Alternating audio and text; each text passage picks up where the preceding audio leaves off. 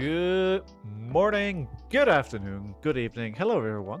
How are you doing today? Welcome back. It is a brand new week, and we just got the world premiere in Taipei behind us. We know all the cards in high seas. Exciting times. Just 2 weeks until we get everything. Although pre-release is soon, and if we're lucky, some of us are gonna have some cards after the pre-releases. Like some of us will have some boxes. Two things I want to say before we get going. I was very confused when I started to stream today because there is we're over 200 people watching streams in the category. It's like, what is this, a glitch or something? I was like, no, it seems like there is a French streamer which has quite a big following, seems to be opening Flesh and Blood for the first time. So you know, if any of those make it over here, welcome. Otherwise, Black Belt, Jay, and Lillian, how are you? How's everybody else doing? It's good to see you. I'm keen to hear about your thoughts regarding the sealed format and the draft for the new set, if you watched any of the coverage from the weekend. It seems like the world premiere was sold out at 600, right? Which is good. Prepping for an army, nice. What is it, CC or Blitzen? What are you playing? Draft looks good, but have to play it to know. True. Blitz. That means you're playing Yoji or you're playing the Emperor, probably. We could play the draft format on stream tomorrow. I have to file. Everything is ready for drafting. We could do a stream draft. So that is a possibility. So I think I'm not going to do it today, but tomorrow, if we have the amount of people that want to play, then, you know, if we get 7 to 8 people together, and I'd be happy to do a draft. I didn't draft really any of the Hunted, or like maybe once, but now that I'm going to be playing Nationals, and Nationals, the set that is going to be drafted there is, well, high seas, I kind of have to practice. I have to do a few drafts, right? Doing great, thanks. Don't really know what I think of the new set, because you didn't like look into it yet, or because you just need to decide or digest the cards a bit more. You drafted 100 twice and did a box sealed. Yeah, that's not that much either, right? Do you usually draft more, or is that about on average for how much you draft? I have shocking news. I have absolutely shocking news. I have discovered the worst thing about this set. And this will trigger many of you. I think I need to put a trigger warning here. This is, I can't believe they did this. I can't believe they did this. This is just, it's unbelievable. I mean, it's not acceptable, to be honest. It's worse than, you know, cards being printed majestic that shouldn't, like the amulets, or, you know, the armories deck having cards which are exclusive to it, or no weapon for necromancer, or delivery issues. This is worse than all of that. There's 3 cards here: hook, line, and sinker. Now, in theory, hook, line, and sinker, that's how the saying goes, right? That is the right order. But do you notice anything here? The art is off. If you look at it, it should be this shark thing, then the sinker, and then the line. If you were to turn the sinker and the line art around, you'd have like one panorama art thing. But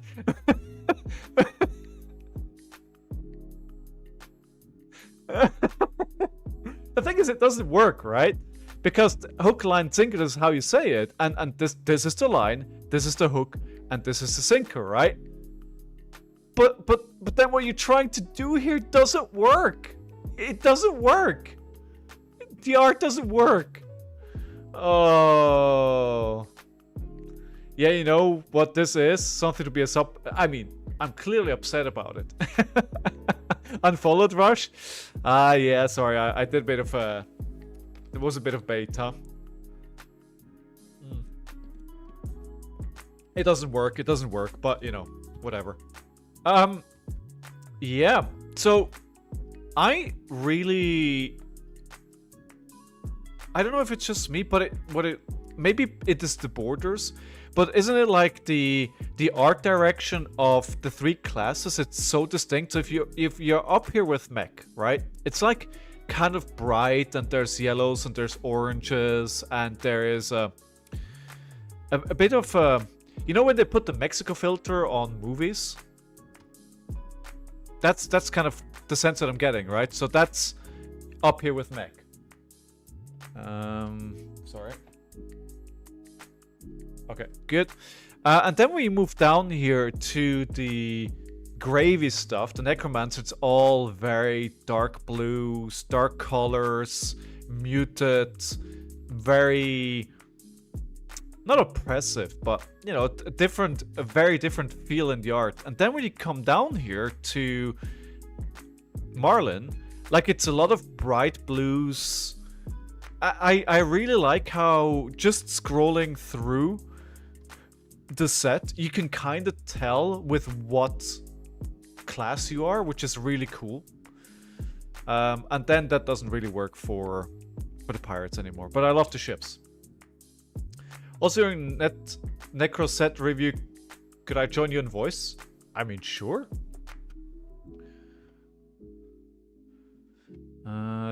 Lillian about to set the mic on fire. The first thing that I don't like about the set is that all Necro is also pirate. Looking at Blaze Emperor or Prevant. Prevant? Casino KO? Ah. Alright. Okay. I mean... yeah, I mean, why not? Let's, Lilian, do you want to jump on and we'll just go through the cards one by one? Have a look at the set.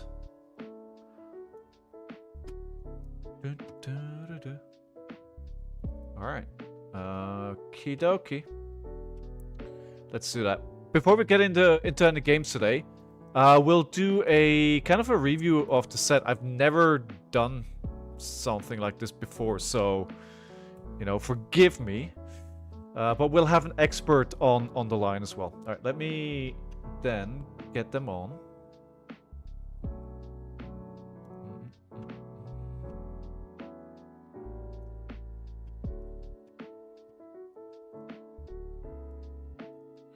How do I...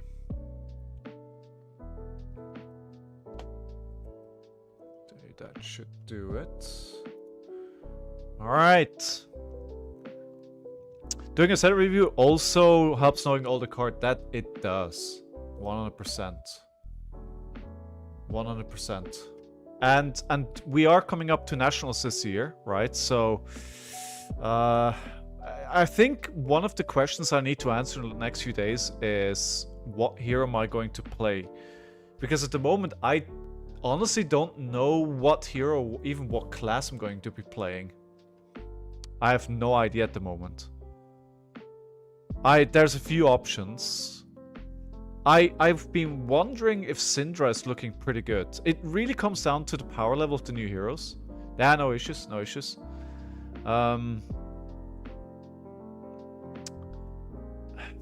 Like, how powerful do the new heroes look? What are you guys thinking? Are they looking pretty strong, or not that much? Can you hear me now? Yes, can hear you well. It doesn't help if you have it on push to talk. No, that sounds like the kind of thing I would do. Alright, let's turn the music off. How are you doing today?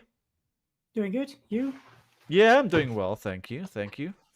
Ready for UK Board Game Expo. I look forward to going to play some board games and some Flesh and Blood as well. Yeah, it's always fun trying out a bunch of board games. Oh, it's gonna be awesome. Can't wait. Alright, good. So I'm wondering if I share my screen with you, That probably makes most sense for you to see where exactly we are.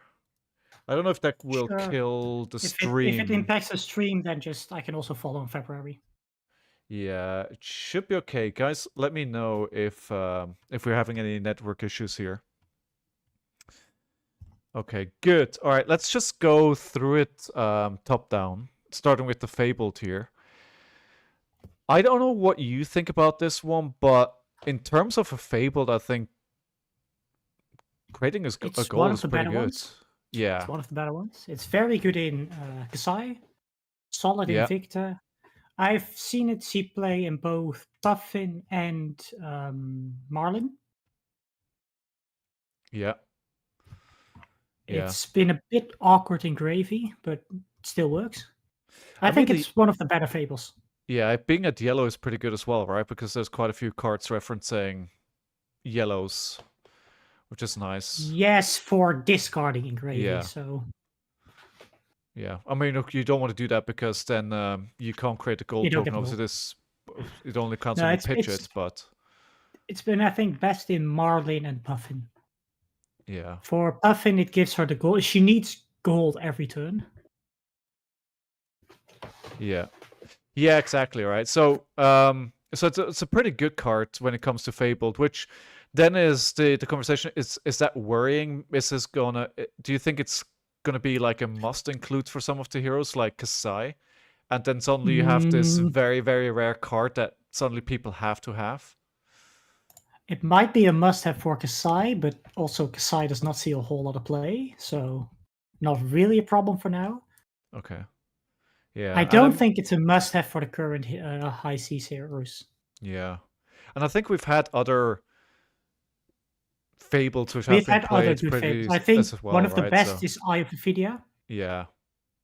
Probably the most played is Light of Soul, and I don't Yes. think they've been a problem. No, they have not. That is very true.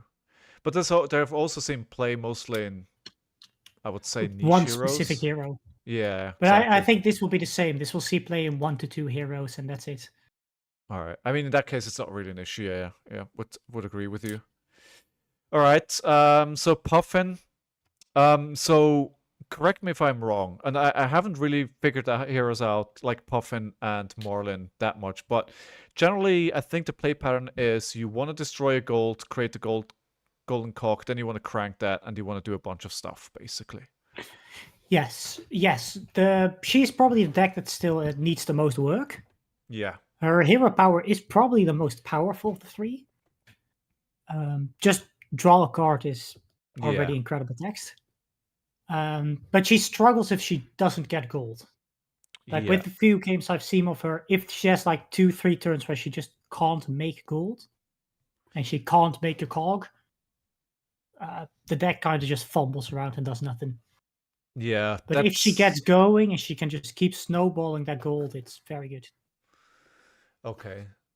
So yeah, you want to think about things in the destroy items, which Brute are good. Yes. Interestingly enough. Yeah, she's the only hero from the new set I've actually played a game with.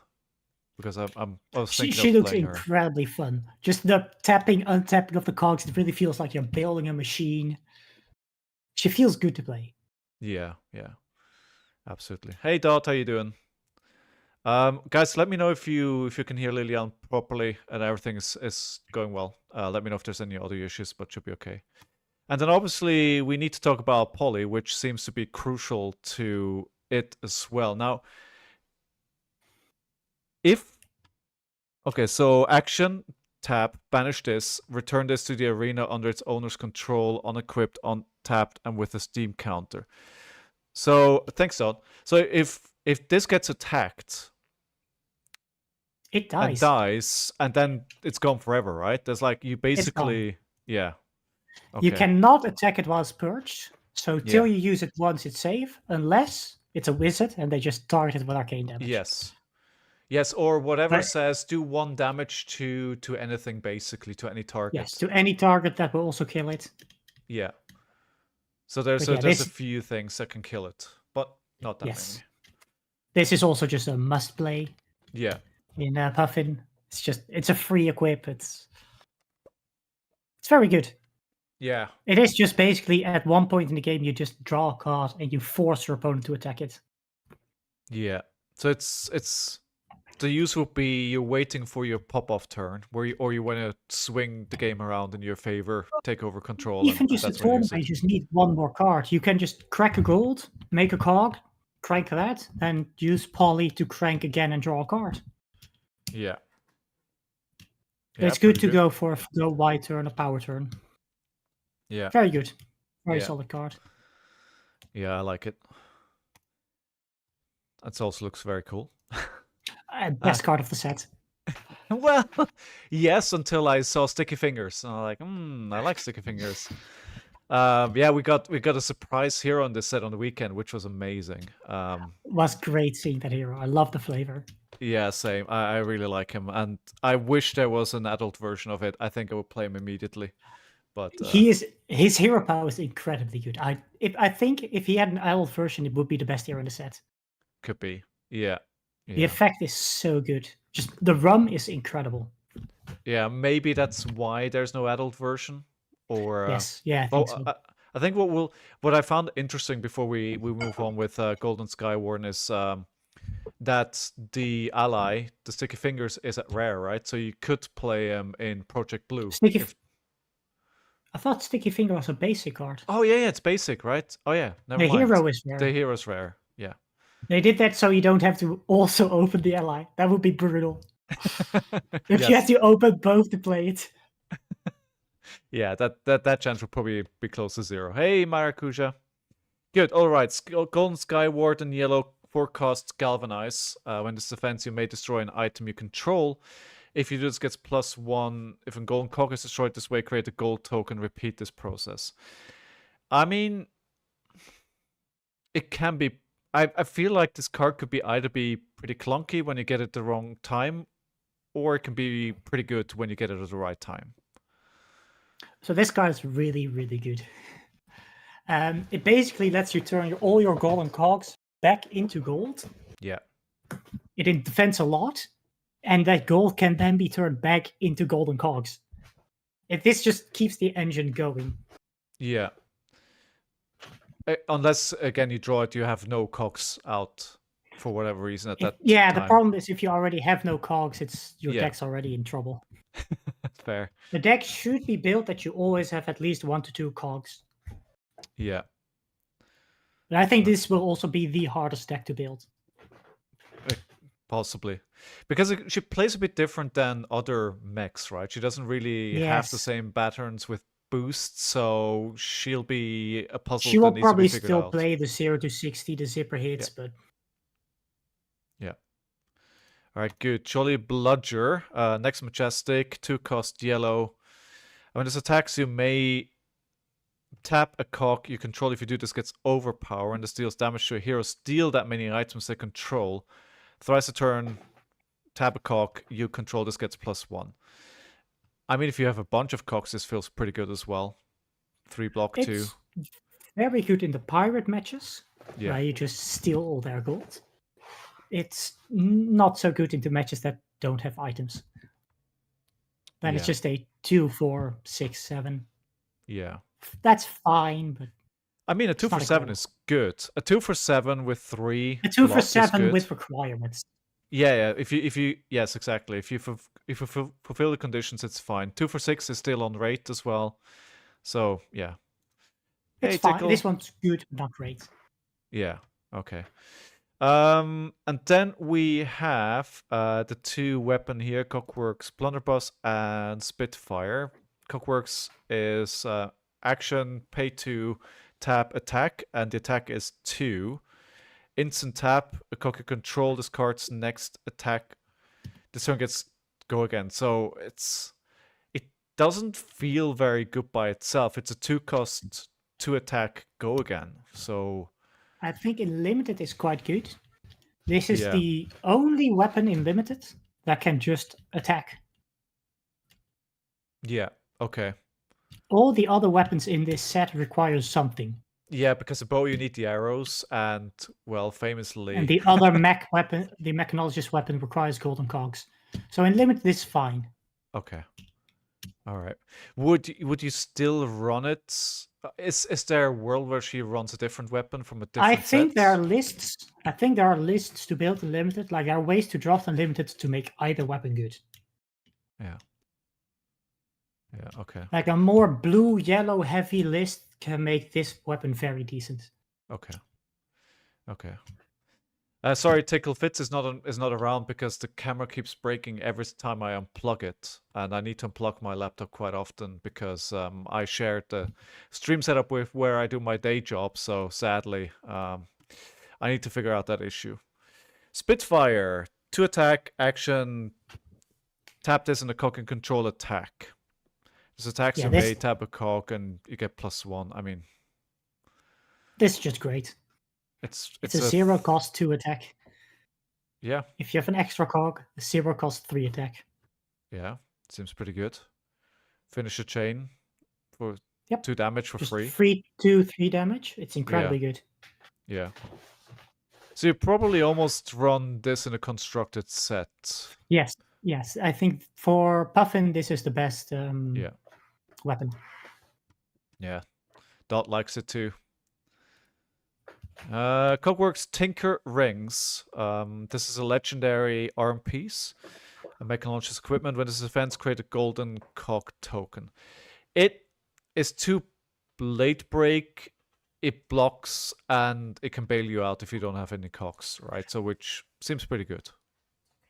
Yeah, the arms are just a fix a bad hand. It's 2 Yeah. block. It's just also very good.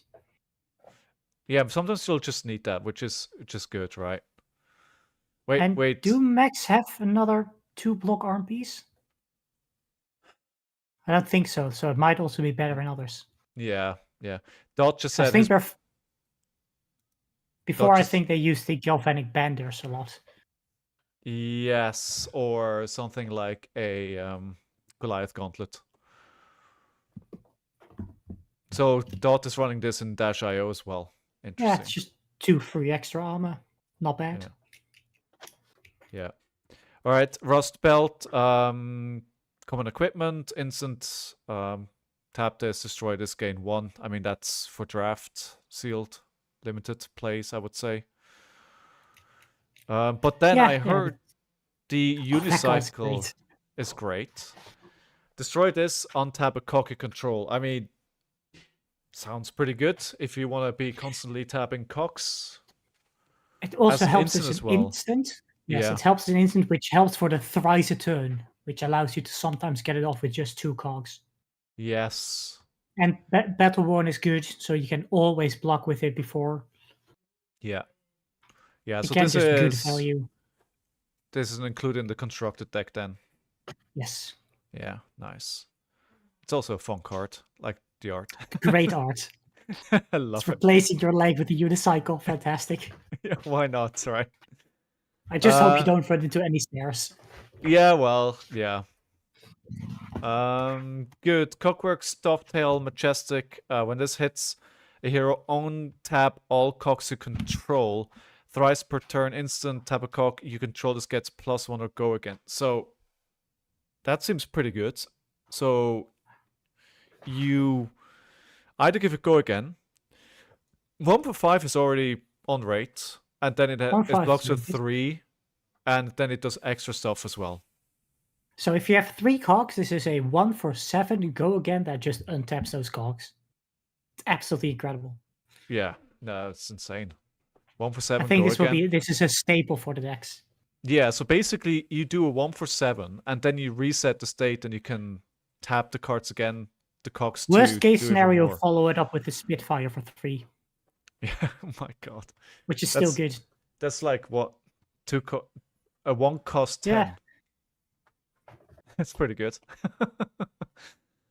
Pretty good. Next one we have the Beefy Boy, the Palantir Aeronaut. Not a Majestic, 2 cost, 6 attack, 3 block. The defending hero must defend this with an equipment they control if able. Thrice per turn, again. Tap a cocky control. This gets +1 if it is the 3rd time if activated ability, destroy a defending card. Oh my god. Also a very good card. So Like- it's another T-bone. Yes. So decks that Yes. play a lot of blade break equipment get punished. But if you have 3 cogs and someone blocked with something that doesn't have blade break or anything, then you can just destroy it. Another thing to note, it destroys it before damage. So even if you block with a 2-cog equipment and use 3 cogs, it's just gone. Doesn't defend anymore. It's double whammy, right? It's a Yep. double whammy. Now Oh, it's God. also a very scary card. Yeah. And if you have 3 cogs, it's just a 2 for 9 with blow open equipment. Yeah. And again, just a if you ignore everything else, a 2 for 6 is fine. 2 for 6 is fine. Yep. 3 block. Nothing to complain about. Yeah, okay. Another includes then. Yes. Thought 1 for 10s are good. Yeah, 1 for 10s are good. Next one is Cog in a Machine. That's a 1 cost. Create 2 golden Cog tokens. You may tap a Cog you control. If you do, put this on the bottom of its owner's deck. Seems 3 off in the deck automatically. I mean, creating Yep, 2 golden Cogs. Sure. It's the entire engine of the deck. Yeah.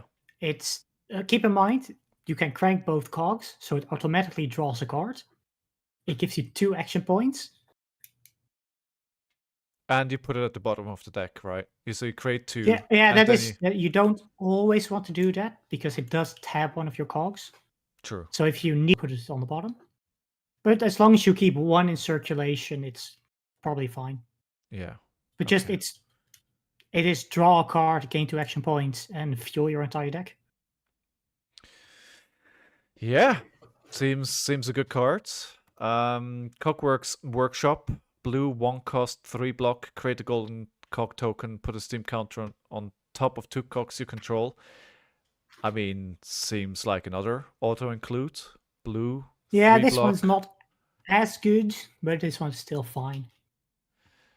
I mean, being able to put the Steam counters on the cogs. It keeps your cogs around for longer. It's a solid card, but yeah. Like I think you'd one of the big issues that a lot of decks have is bad blues, right? So I think you'd probably struggle to find it's a solid better blue. Yeah. There's another card later that also is very good and does something very similar. Going to the Machine is so good. I'm playing it in Dio. You're using all That these is cards spicy. to play in Dio. What are you doing?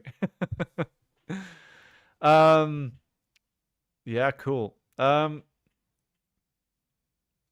in the City, Steamboat. Again, no, this is only twice. 2 for 6, again, 3 block. The Zitsuhiro may tap a cog you control. If you do, put a Steam counter on a cog you control. Okay, refreshing the Steam counters. That's nice. And then, again, on instant, tap them to get +1. So this potentially is a 2 for 8. Which is pretty good as well. Yeah, this one seems a bit more like a draft card. Mostly because you can only play so many of the big ships. Yes. Okay.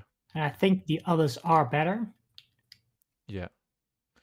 Okay, and then we have the same thing, a yellow and a blue in their respective slots. Would you take the blue here? Like, where do you see how much red, yellow, and blue does the hero play? Is it mostly reds? I think and she blues? runs a bit more blue than IO. I think she runs closer to the same blue line as Inventor. Yeah. Okay. Her cards are a bit more expensive. A lot of 2 costs. Yeah. Cogwork Zeppelin. When this hits a hero, you may tap a cog. I mean, we're also in the rares here, right? The power level comes down a bit from the Majestics, which makes sense. I think this one is significantly better than the last one. Oh, yeah. All right, so when this hits a hero, you may tap a cog. If you do, create a golden cog token. Yeah, again, you need those cogs, right? Yes, this does basically the same as the last one, where you can keep a cog for the next turn, but it just makes a new one instead. Yeah. So it does basically the same thing, but it makes the galvanized cards better, and yeah. If you need this, can extend the turn with making more cogs. Yeah. Okay. I think this does the same as the last one, but just better. Okay. Copper cog next. this card is unlimited. You can have as many as you Yes. want in your deck, so you can just build 60 card copper cocks if you're so inclined. Absolutely a legal deck. Might not win a whole lot, but I mean, you can just build a deck with these and then just come along with a weapon and see where you get. I mean, the problem is that they don't block, but hey. So this has crank. Remove a steam count from it if you do get an action point. This enters the arena with 2 steam counters as sort of your turn destroy this unless you remove a steam counter from it. So it doesn't like if you have golden cocks or copper cocks doesn't really matter, right? It refers to cocks, so you can use there this are to a few cards that specifically look okay. for golden cogs. Yeah. But like the one that allows you to sacrifice a cog, that one specifically asks golden cogs. Okay. The first real card we reviewed. Okay. It is very good though. This one just means you always have a cog for the next turn. If you had a gold, this just replaces itself. Yeah. Okay. The real question in the deck is how many do you want? Do you want 3, 4, 5? I would say not that many because it doesn't block, and it probably comes down True. to how many blues This you're will running. be more of an aggro deck. Yeah. Yeah. But it comes down to the math, like how often do you want to draw one? At the end I of the think day. I think 3 to 6 is you're right, is the correct number. Oh, Dot, you like 4 to 5? Okay. The card is incredibly good. Oh, okay. It keeps the cog for the next turn. It keeps you going. Yeah. Yeah. Okay. Lubricate. Love the art on this. There's some weird dwarf apparently. Yeah, I think it's a dwarf. I think he's setting himself on fire. I'm not sure. I don't know what's going on, but it looks fun. But also anyway, not a good clash. The card, it's a blue, doesn't block, 0 cost, and you untap 3 cocks. I mean, that seems pretty good as well. I think it's a lot of the time it's a do nothing card. Okay. I mean, the initial problem I see again, it doesn't block, right? That's the I don't think spending a card to untap 3 cogs is really worth it. Yeah. Okay. All right. Pinion Sentry. Reminds me of a Warhammer Titan. Yep. When does the fancy... It reminds me of the AdMech robots. Yes. The Killer France, Calathrax. I don't know. I mean, even the background, right? Maybe somebody got a bit of inspiration there from people over at Games Workshop. Let's not say it too loud. Watch out, they'll sue you. Yeah, exactly. When this defense, you may tap a cock you control. If you do create a golden cock token, 3 block. It's incredible. It's a blue 3 drop that again keeps your cogs going. It just keeps the engine going. Yeah. Okay. These are the kind of cards you just need to keep those cogs every single turn. Yeah. So when you're building the deck, then like, you'd probably want to draw about 1 card every turn that says create a cog. Yes, you want to try to make a gold or a cog every single turn. Yeah. You want to keep them going. If you ever really run out of gold or cogs, the deck can just struggle. So we're a few cards into the mech stuff now. I without looking at it, I would assume the pirate cards are the cards that create the gold, and the mech cards are the ones that create. Yes, so we already have seen all the mech pirate cards. There are only 2 of them. Yeah. But for gold gen, you just use the base pirate cards and the gloves. You can use the gloves. Okay. I think in a aggro matchup you use the pirate gloves, and in a more defensive matchup you use the mech gloves. Okay. Got it. Moving on to commons. Cloud Skiff, 1 cost, 5 attack. Once per turn, tap a cog you control, this gets +1. So the Majestic does that thrice, the rare twice, and the commons once. Or somewhat like that. So I guess mostly limited, but it's 1 for 5 with if you have a cog go again. Yeah, it's fine. It's It's good. pretty good. It's it's Could be pretty a good. 1 for 6. I was I thinking think the it's 0 cost version is better. okay. There's a 0 cost version. Well, It's the yes. next card. Oh, so that would be 0 for 4. Yeah. Okay. Yes. Yeah. I mean, of course, but this is like a looking for scrap, right?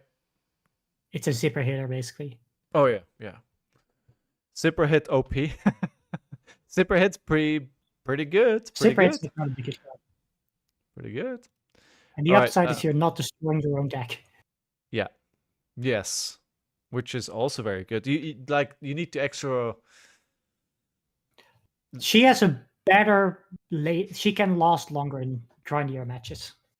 Yes, and the But trade-off I think is you still play Zipper Hit. Zipper Hit's still an incredible card. okay. Yeah. I mean, the trade-off is to burning through your deck that you need to create the cogs, and if you instead of burning through your cards as quickly as maybe other mechs, your challenge is to maintain a deck that creates the cogs, and if somebody messes with that, then that's your downfall compared to other mechs, right? Yeah. Okay, Sky's Gamer, that's a 0 for 4 then. Okay. Yeah, I think this one is a little bit better. I mean, 0 for 4 is just great. It's also fine if it's the chain ender. Yeah, yeah. I mean, 0 for 4 is great, and if you get go again out of it, and even a +1, I mean, if you or get if a you have 0, spare action points, it's a 0 for 5. Very solid. Yeah, very good. Also, Good. I think one of the really good draft cards. Yeah. Same with 1 for 5. Yeah, especially with the 3 block as well. Yeah. I mean, even you have a cock, you send this for 0 for 5 without anything else into the weapon, even if you have 2 cocks. Yeah, good. Good. Teeth of the cock, galvanize. When this defense, you may destroy an item you control if you do create a golden cock. This is a bit more of a draft card because of the 2 block, I think. Yeah. But it does recycle your cogs back into gold, allows you to then draw cards again, and keeps your cogs going. Solid card. Yeah, seems fine. The 2 block was what drew my attention as well. I thought with galvanize, usually galvanize improves your block, right? So I was a bit surprised to see that doesn't actually say it improves your block. In the bright lights, all the galvanized were mostly +1, but yeah, I like that they expanded it to also give other effects. Yeah. Keeps the design space open. You can do a lot of fun stuff with it. Yeah. Yeah, it's but fairly block, solid. but... Just keeps the golden cogs going. So it does look like she is pretty much an aggro deck, though, right? So the question then is, how much does it hurt you of not having that 3 block? I think Mechologist will always be a bit of an aggro hero. Yeah. Just because of how good the aggro cards are. Yeah. So maybe the 2 doesn't really matter that much, and it's more important just to be able to destroy that item and create that golden cock to, as you say, keep the engine going. But keep in mind that Galvanize only on defense. Oh. Of course. So I don't think this is good as in CC. In draft, I like this card. Okay. In draft, this is fine. Yeah, okay. Tough Old Wrench. Hey. Galvanize. When this defense, you may destroy an item you control if you do create a golden cock token. Sounds very similar. In limited, I like this one more. 2 for 6s are very solid. Though in the blue ones, I like this one more in limited, even in blue. Yeah, I mean, if you can build a deck around some kind of go again card and the 2 for 6, that's already a solid turn, right? It's like it's block 2 cards and just send a 2 for 6, and you could win pots with a deck built around that kind of stuff. In a lot of formats, playing a 3 for 7 every turn was just your entire strategy. Yeah, I think that was all of heavy hitters. Play a 3 for 7 and block. And that's kind of, I feel like when you're playing into the Necromancer, 7 is a magic number as well, right? To be able to clear the board, which is, well, we haven't seen any 7s yet. So you mean for limited or for CC?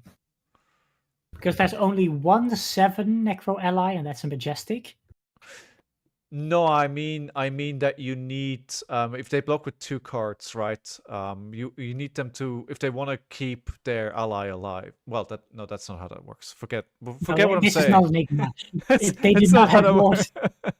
I wish they worked like that. Yeah, yeah. What? Yeah, no, I played an IRA game into no. That's a Nick bag you're thinking of. yeah. But I played an IRA game earlier on today into Necromancer, and it was pretty one-sided. Should not be too bad for you. No, it was fine. I won with 20 life. Yeah. You could just kill all the allies and they can't do shit against it. Yeah, exactly. And Trigger Mask, fun times. Yep. Righteous attack into that, fun Thank you for times. the cards. Trigger all kinds of fun stuff. Yeah, it was, yeah. All right, good. Next card, Goldwing Turbine. Your next mech card this turn gets +3, create a golden cock token. So a 2 for 3 is not great. Yeah, I surprisingly like this card a lot. I've seen it see a bit of play. It is another cog creation. Mm-hmm. If you have a gold again, this is draw a card. Yeah. +3 with the cog is kind of worth it. Yeah. Yeah, I wonder then if Surprisingly good. yeah, I mean they're putting a lot of value into create a gold coke token here. The entire deck needs it. If you don't have them, the deck doesn't work. Yeah. Okay. So a few extra cards that make cogs are just worth it. Yeah, understood. All right. God likes it as well. You guys seem to agree about a lot. Good. Skipping over the yellow and the blues again. Going to draw back the hammer. This is +4. This is a bit more of a limited card. This is very good with that first weapon that says pay 2. Yeah, because then you need 1 blue to activate that, right? Yeah. So it's 4. Yeah, you can swing with the gun, play this, untap the gun, swing with the gun. Yeah. Okay. All right. A perk up. Your next mecha attack gets +4. You may untap your hero. So the first one is the gun, and the second one is your hero. Not as good because most of the time you don't have that much gold lying around to just keep churning out. Pretty solid in draft still. Where if you ever have 2 gold, you can convert it back into a card. Just 1 for 4 unlimited is fine. Not CC, I think. Yeah. And then I would say the next one is probably untap the same thing, but untap a cog. Yeah, this one's a lot better. Yeah. I think this one might actually be good enough for CC. Just getting a cog back again and All right, good. I'm just laughing because you and Dob basically say the same thing all the time. Good. So we have the golden cog. There we have the golden cog. Sorry?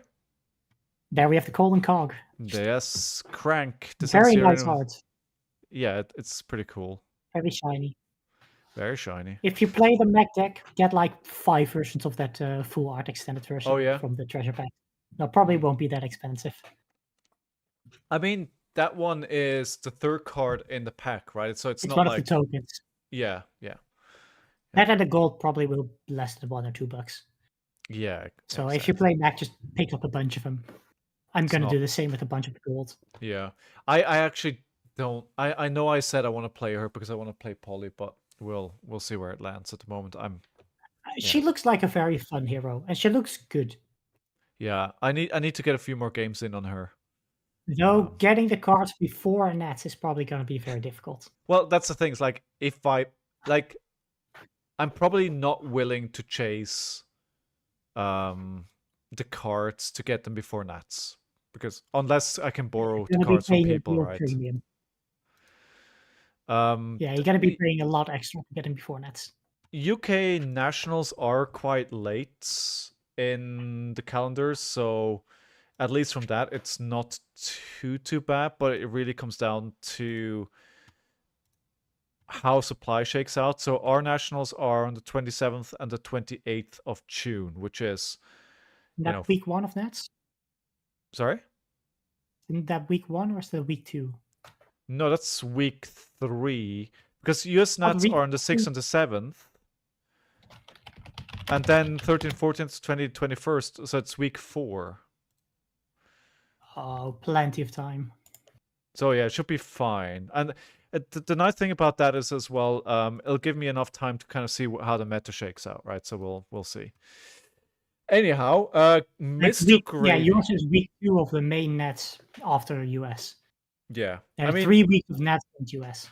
yeah, and it'll be very interesting to see what nationals in US happens. Although you have to take those results with a grain of salt. With how hard it is going to be for people to pick off cards for US nets, I don't think we're going to see a lot of the new heroes. Yeah, I agree. It's probably going to be the likes of Brody, etc., that have like min-max, etc., who support them. And as obviously, if you are in Taipei and you have to cash, you're just running around buying all the Majestics, right? You're just buying you're trying to buy the whole deck right away in Taipei. Yeah, I think most of the other people are going to struggle. Yeah, no, agreed. You're going to be paying such a huge premium to get them in time for US nets. I think launch week's nets was a bit of a mistake. I agree, and I think like give them at least a week. Yeah, I would have said LSS should have come out a week ago as soon as we heard about the delivery issues and say like, Too guys, late. Too late. People already ordered plane tickets and everything. No, that's okay. Fair. That's fair. If you want to change that, you have to do that months in advance. They can't get a new venue probably. And no, when they heard that was already too late. Yeah, that's true. Which, to be fair, that's not LSS's fault, but no, but they could still say, "Hey, guys, this was a plan," but for constructed, we're gonna make the set not legal. For draft, we're gonna go ahead with it because we'll have the product. It's also a bit of a marketing thing. No, sure, I get it.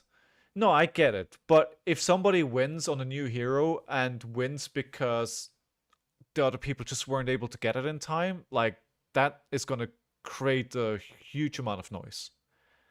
I think they're in a tight spot no matter what they do. That's fair. Dot, thank you very much. Because if they say we can't play the new deck, then that's also going to piss people off because they got the new cards and you say no. Yeah, that's why I'm saying they would have needed to announce it like a week ago or so before people start buying. But yeah. Sorry, give us a second. Dot, thanks for being here today. Have a good rest of your day. Deviled Eggs, welcome. How are you doing today? I hear you guys have a day off in the US. UK as well, by the way. But yeah, let's talk about Gravy Bones. Shipwrecked Looter. Instant, tap this, destroy a gold you control, draw a card, then discard a card. If a blue card has been put into your graveyard this turn, you may play cards with Watcher Grave from your graveyard. So, I just watched the video for the armor deck gameplay from LSS that they released last night, which is actually really good to understand what his play pattern is. I do have a few notes about that one, but... So, I saw what you're saying, right? And I honestly think... I more meant about that video. Oh, okay. Max player just straight up never killed one of the allies. Yeah, I'm thinking about it as well. That ally it played the entire game. Yeah, I was like, when I only played one game into constructed game into Gravy so far, and I was like, I don't care what you do, but I'm gonna kill every ally as soon as they come in. Like that's my focus. He should have just sent one of the 0-for-4s at some point into that ally. Yeah. But yeah, the misprints and the errata, that's kind of unacceptable. But yeah, that's like 2 sets within 3 sets where we have misprints. Yeah, right? Really. If the next army deck is also fucked, that's just. Yeah. So what's the misprint then? We're not. So there are 2. They're not in the main set. Yeah. You need to go to the armory page if you want to see those. But they are Anka, which has been errated, and the boots, which also have been errated because how they were printed, they were literally useless. Okay, so yeah, they talked about this. So right? yeah, you cannot use attack reactions on allies. Well, oops. So they're now instants. The boots is now an instant. Also, the boots are still bad. Okay.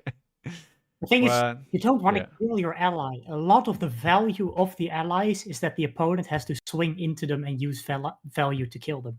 Yes. Yeah. So what we saw in the army deck game is that at some point they also untapped the ally. If Yes. that was true, these boots would have been very good. Yeah. So then you could have played something like a Rigor Mortis. Played, tap for 1, swing for 6, untap it, swing for 6. That's great value. As it stands for now, killing an ally to attack with another ally is just not worth it. Yeah. Yeah. Absolutely. And it's a majestic, right? So making these boots pretty good is like, why not? Could have been. Yeah. Could have been acceptable. And then the other one is Anchor Drag Under. Yeah. It was one of the best cards. The change is that it now no longer triggers on the end of turn draw. So before the change, if you would draw up for your turn, you would draw your 4 and then had to discard one of them. Yeah. Honestly, not that broken. Very good, not broken. As it was before the errata. As it was before the errata, it was good, but I still have to have a card with Watery Grave in hand and discard. Again, right? You're trading a card for a card. It's not. Yeah. Like you get a bit of extra value as the Gravy because you can use that card later, but it's fine. I don't think the errata was necessary. I think they just did a knee-jerk change because some people didn't like it, and I'm not super happy with that. Okay. Also, the saying on the advertisement page for the thing that you get armor, a weapon, and a deck was probably a mistake. You probably should know that. I mean, but clearly... I think I said earlier in chat that it was probably just the copy-pasted text from every armory deck. Maybe. And I assume that is what happens again. They just copy-paste that text every time because that's what every armory deck has. Apparently not. Apparently not. Apparently not. No, you always got to double check. Rush, you're pretty upset about it. Yeah. Yeah, the way that you're explaining to me kind of makes sense that it didn't need the errata. I mean, obviously I would need to play into it to see what it does, but I feel like trading one card for one card is not OP. All right, so let's go back to high seas here. So Compass, of course, crucial. Look at the top card of your deck. Instant tap. First card with Water Grave you play from your graveyard each turn gets go again. And again, I learned this from the Army deck video. You basically play this in conjunction with Gravy Bones, and then the way that you combine these, you play an ally from your discard pile, and you can give it go again. So you can follow that up with something. The main gameplay pattern is you use either Gravy or some of the other cards to put your allies on grave and then gain a bit of value from playing them again. Yeah. And just looking at the top, very solid. Just sometimes before you block, knowing what's on top. Most of the time, I use it in my opponent's turn when they declare attacks. Because then I can know before I block what I'm going to do in my turn. Yeah. There are some cards later on that care about the top of your deck. Yeah. No, I mean having that knowledge advantage is always very strong. That's knowledge why is always good. I forget the card's name. Sound the Alarm from the Haunted. That's why I like Sound the Alarm so good, right? It's a 1 for 5. It's not amazing card on the face of it, but you being able to look at your opponent's hand is amazing. That's so good. Yes. So you know exactly, even if they don't have an attack reaction, you can't trigger its ability. You know what to expect, right? So you know how to defend. It's so good. It's awesome. Yeah, I did wish that if they weren't going to make it a weapon, make it a weapon. Why is it an offhand? Let me put on another offhand. Let me put on an arcane lens. Let me put on a shield. Yeah, There's no reason that this is an offhand. If there's not going to be a weapon, if it was purely for flavor reason, I think that's. Yeah, I don't know. I mean, we probably have to get insight from somebody that was involved in the development process. I can't tell you, but yeah. Also, making Compass an offhand is weird. Tonex saying the same thing. It just lets y'all destroy it. Yeah, and if y'all breaks it, it's game's over. Your game is over, right? You basically can't. Yeah, I mean, you can play an ally, but then it's like, you attack for maximum 6. No, if you play the ally, it doesn't have go again. Turns over. Play the ally, and then you wait until next turn. Your opponent clears the ally, and you do the same thing again. And no, once the Compass is gone, it's over. Vote Liliane for Fab president. I mean, I'd sign that. Well, sorry, just need to get rid of spam here real Oh, quick. yeah, I see it. It's all good. It's all good. Cool. How you doing, Dro? Stupid question, but maybe if it doesn't have any like armor value, can it be targeted for that? It depends. So because it has because it's a pearl, has no armor value, it reduces the amount of cards. So there are some cards in your all that say if it has 0 defense, destroy it. Those do not work. But there are some that put a counter on it and then destroy it. Yeah. Okay. Yeah. Exactly. And I think his spec, the Earth Ice spec that destroys something that doesn't have an armor value works. There are a couple of cards that do it, but not as many. So on the But face yeah, of Jarl is just, you can't win against Jarl. The second he breaks your compass, it's over. Yeah, I was gonna say, so maybe once the Guardian packs come around in 3 months, this hero just becomes completely unplayable at that point. Yeah, the funny thing is, I think if Jarl could not break it, it would be massively favored for the Necromancer. Ah, yeah. So yeah, one of the two is just gonna win. Because Guardian also cannot clear allies. Yeah, because you can't go wide, right? So basically, as soon as you get more than one ally out, you probably win the game from there on out. If they can't clear, whatever you They percent. also really struggle to kill the Whaler. Yeah. All right, let's have a look here. Washed Up Wave. When it's defense, you may discard a card to destroy the top card of your deck. If that card was a water grave, this gets +2. I mean, Blade Break so +2. This is one of the cards that really cares about the top of your deck. So if you say before defense, look at the top and say, oh, there's an ally. This is a block 2 and put an ally in grave. Yeah. And you did not use a card from hand. It's very good. Yeah, that's pretty good. This is good for limited because the Pirate Gloves are just better. But for limited, this is a very good card. Yeah. Because it does can be a bit awkward if there's not that line on top. Yeah. Okay. Blood in the Water. 0 cost, 0 for 4 defense reaction. When it's defense, you may discard a card, destroy top card of your deck. If that card is water grave, I mean, again, it fills your graveyard. If this can often be a 0 for 6. And if you can do it from the top of your deck, it's incredible value. Yeah. And even if you have to discard a card from hand, 0 for 6, and get a no block card of your hand, it's fine. Turns them both into 3 blocks effectively. Yeah. I mean, I love this because immediately this says, even if you're playing pretty defensively, you don't have to play Sink Fates or maybe even Shelters, right? Here's a 0 for 4 defense reaction. I think these are how these 0 for 4 defense reactions should be, right? They should be class specific, they should be role specific. I think they should be careful with how many class specific, because else you get the ninja problem who now has like 4 different class specific D-reacts. Sure, but it lowers, if you think about the cost of a card, right? I think they should stop generic D-reacts. Yeah. I think Shelter was a mistake. Yeah, maybe. I mean, if people were able to open the amount of the hunted that they wanted, maybe the issue would have been lower, but yeah. I think the way forward I think we should also just see more block cards. I love block cards. I think they're incredible design. A block card I'm still waiting for, that is a block card that says you can just defend from Arsenal. That's it. Just a 0 for 4 block, you can defend from Arsenal. Yeah, like it is worse than a defense reaction because you have to do it before reaction step. Yeah. But it's still just why solid not? Why not? I am certain we will see that at some point. Yeah, it will make sense. It feels like it's, an easy one to create. It's not OP. The design space is there. Why not? Huh? Maybe we'll see it with the Guardian set. Could be a good fit there, to be honest. Anywho, moving on, charting the high seas. Look at the top 2 cards of your deck. You may pitch a blue card from among them, put the rest into your graveyard. I mean, sounds great. Create a gold token for each yellow card you put into your graveyard. I mean, this sounds awesome. First of all, look at the top 2 cards. You are able to pitch a blue. You can put the card into the graveyard. All of the allies are yellow, right?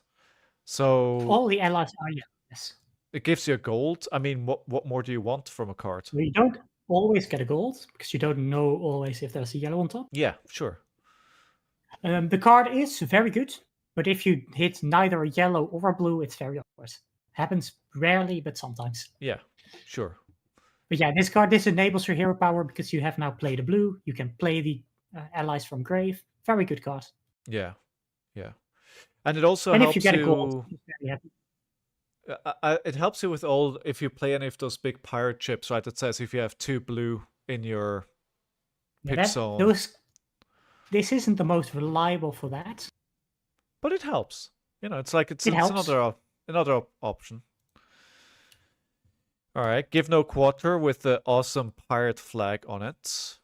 Incredible Hey, art, not as good as a card. Okay. Ooh, open a pack. The next 2 ally cards with watery grave you play this turn this turn cost 3 less to play. I mean, it seems Yes, okay. from my personal playtesting, I've not liked this one as much. You usually don't really struggle for resources. And most of the time, you only play 1 ally in a turn. Okay. All right. And the 3 discount is fine, but this one of the cards I cut quite early on. Okay. All right.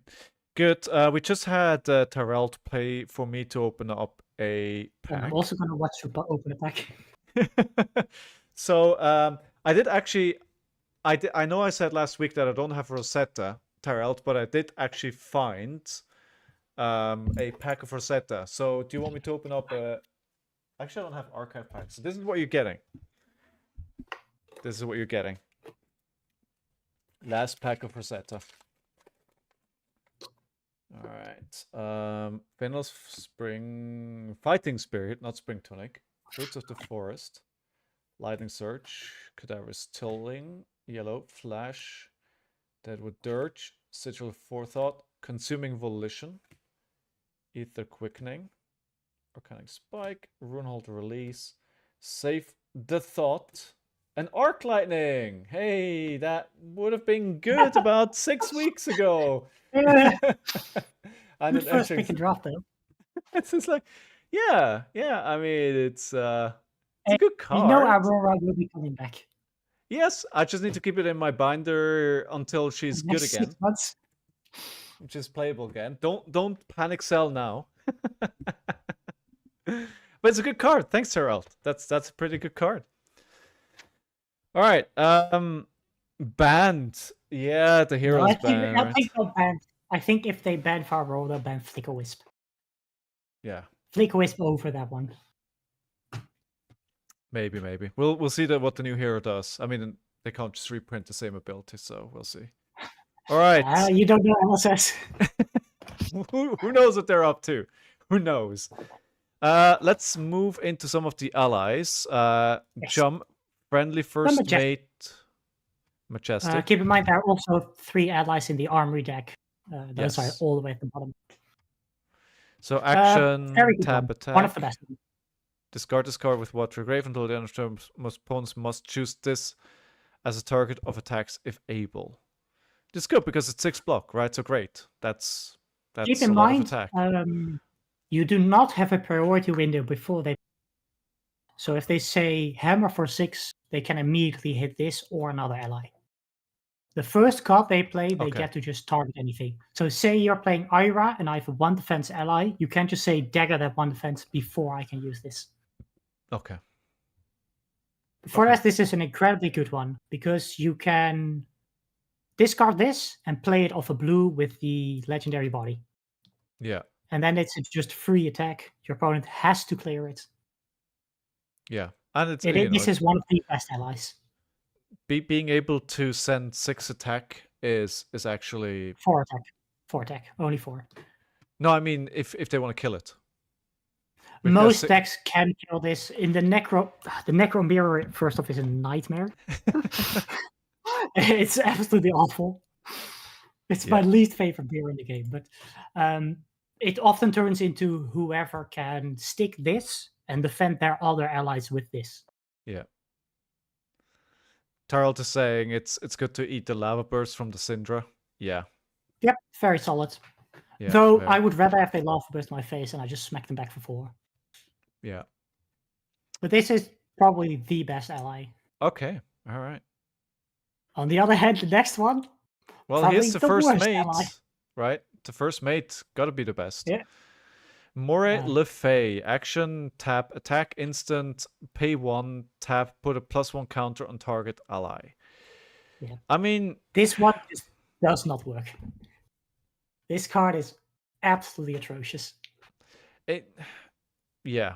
3 is so easy to clear. You basically. So on this, it costs an action point to play. It has Yeah. a 0 attack, which is already useless. Paying 1 resource to put 1 counter on an ally is you don't want to do it in your turn because you use your go again to play this, so you don't have anything to put on. You don't want to put it on this because why would you? Just play an ally with attack. No, you push on something else. Yeah. You don't want to do this in your opponent's turn because yes, you get a resource if they kill one of your allies on their turn because the body is whenever it dies for any reason. But there's no target. Yeah, this just with the point that they have no go again, this one does not work. Okay. If in the future they make a weapon that gives your allies go again, this one might be good. Sounds a bit like wishful thinking to me. You but, know, we'll see. That's all the deckers have. Well, hey. Right. Let's not forget, this is a brand new class. Right? Assassin was trash for the first few sets as well. And then slowly got somewhere, right? It needed like 4 sets or whatever it was to actually get playable. Like Uzuri and Arachne Huntsman were absolutely. I mean, Uzuri was okay, I would have to make a note about that. The problem is that every single card in this set is Pirate Necro. Yes. Yeah. So unlike the Assassin cards in Dynasty, which made a good foundation, a lot of the cards from Dynasty still see play, like Leave No Witness, Surgical, Shred. Future Necros can't play any of these cards. Yeah. Okay. All right. So this is not really a foundation to build on for the others. Fair. Well, we'll see what they do. Also, now we want a weapon that gives allies go again. Perhaps if you've played a red card this turn. You know what? Yeah, that sounds good. Sounds decent. Sounds similar. Sounds familiar. Duck Lords, how are you doing? Yo ho ho indeed. And a bottle of rum, right? Terrelt, but it won't die from lava burst because it hits for 5 to back up to 6 life. Yeah, because I'm thinking Fi, right? I've been playing a lot of Fi, and lava burst in Fi usually has 6 damage, right? So my mind went to 6. That's what I was thinking about. Because you trigger Shuko. Just for 5, that's great. Yeah. So for Fi, then it isn't really a problem. But yeah, I need to see how the meta checks out, but I still think Syndra probably the better Draconic Ninja than Fi. Yeah, she also got a good new card in this set. Yeah. Whaler Humperdinck. Sure. Action, pay 6 attack. 11 damage, 7 block. The card is a good 1 or 2 off. If you stick this does take a lot of effort to clear. Yeah. You do want to swing with it the turn you play it, because if you just pay 6, put it in play, and it dies, that's not good. But if you can play this, swing with this. This is your late game. This is your fatigue plan. This is how you win. Your big app. But you don't want to play more than 1 or 2. Yeah. And you also want to think about what matchups. Sorry, give me a second. Terrell, thank you so much for the resubscription, dude. 9 months. Thank you. Appreciate it. Thank you.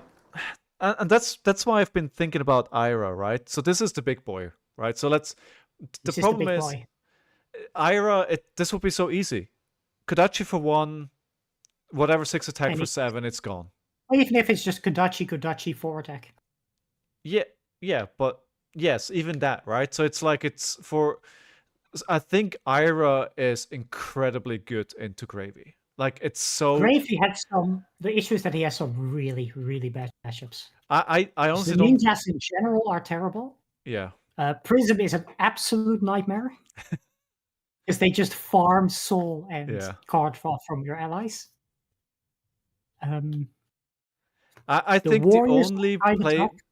the only people playing this will be people that just want to play Necro in the next few months. The At deck least... isn't terrible, but he just has some really bad matchups. Yeah. And that makes him just difficult to play in tournaments. Yeah. Yeah. Yeah, we'll see how the match checks out. But if we see a lot of gravy, I'm happy to play Ira. Honestly, I'll be happy. Anywho, let's move on. Board to ship, red, 2 cost. When this attacks, you may tap an ally you control. If you do this, gets overpower. I mean, Good limited cards. yeah, it's, you could see it in... This can close out a game. Exactly. That's what I was thinking, right? But otherwise, it's meh. It's not bad. It's not great. Not bad. It's fine. Exactly. Paddle faster, 0/4. When this attacks, you may tap an ally you control. If you do this, gets go again. I mean, I quite This one's not bad. like that. There are some aggro pirate lists going around. This is quite solid. Yeah, I was thinking as well. I quite like just a 0/4 and into something else. Hoist them up.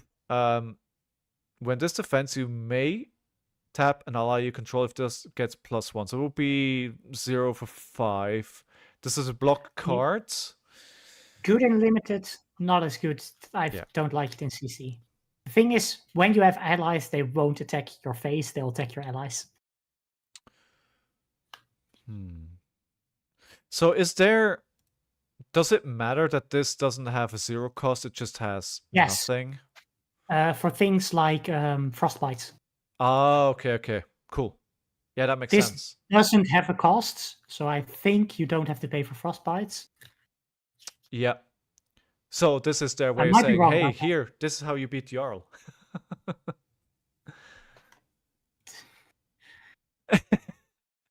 No, I'm joking. It's like one card doesn't fix the matchup. Duck Lord, if Necromancer has 1 million fans, then I'm one of them. If Necromancer has 10 fans, then I'm one of them. If Necromancer has only 1 fan, then that is me. If Necromancer has no fans, then that means I'm no longer on Earth. If the world is against Necromancer, then I'm against the world. Okay. I mean, it seems like... I'll tell you that. I mean, honestly, Necromancer is a class a lot of people have been asking for a long time, right? And it seems like... I will just be collecting everything because I'm a huge Necromancer. I like Necromancer everything. It's my go-to place. Yeah, and I think a lot of people really vibe with the theme and the idea.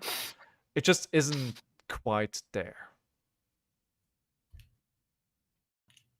I don't think it's going to get that reference. I recognize it from somewhere, but I don't know where it's from. Copy pasta from League? Oh. Okay, no, I wouldn't get that. Think it's from League.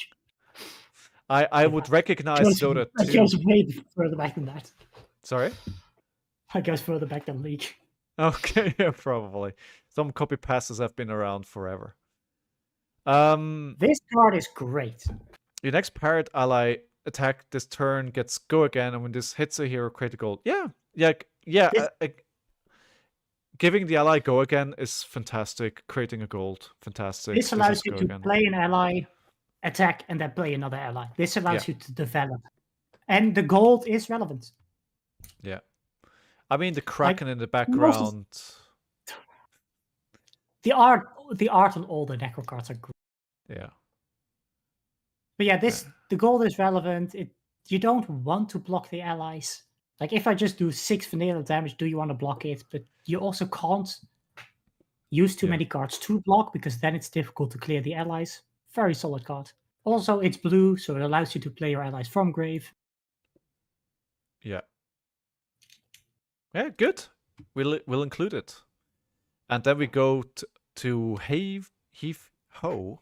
Next pirate ally attack this turn gets overpowered. When this hits a hero, create a gold token.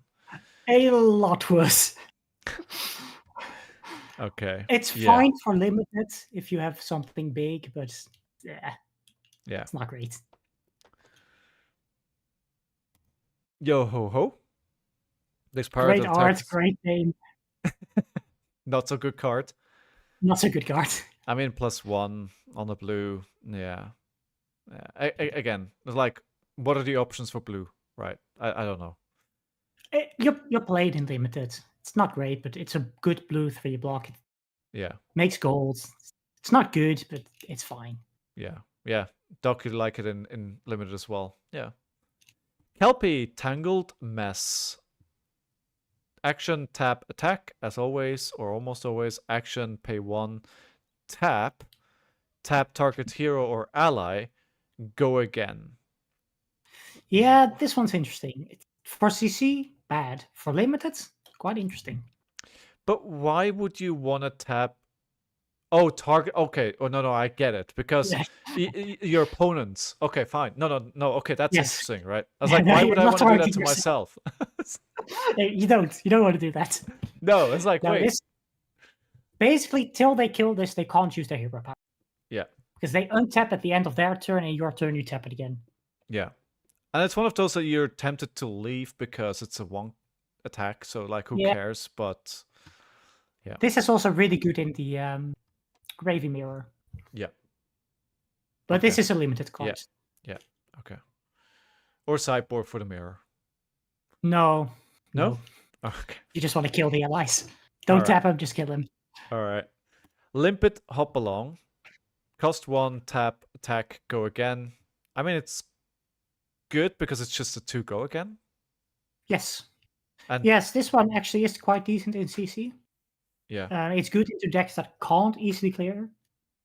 So into decks that can't kill, like Guardian, that can't kill allies very well.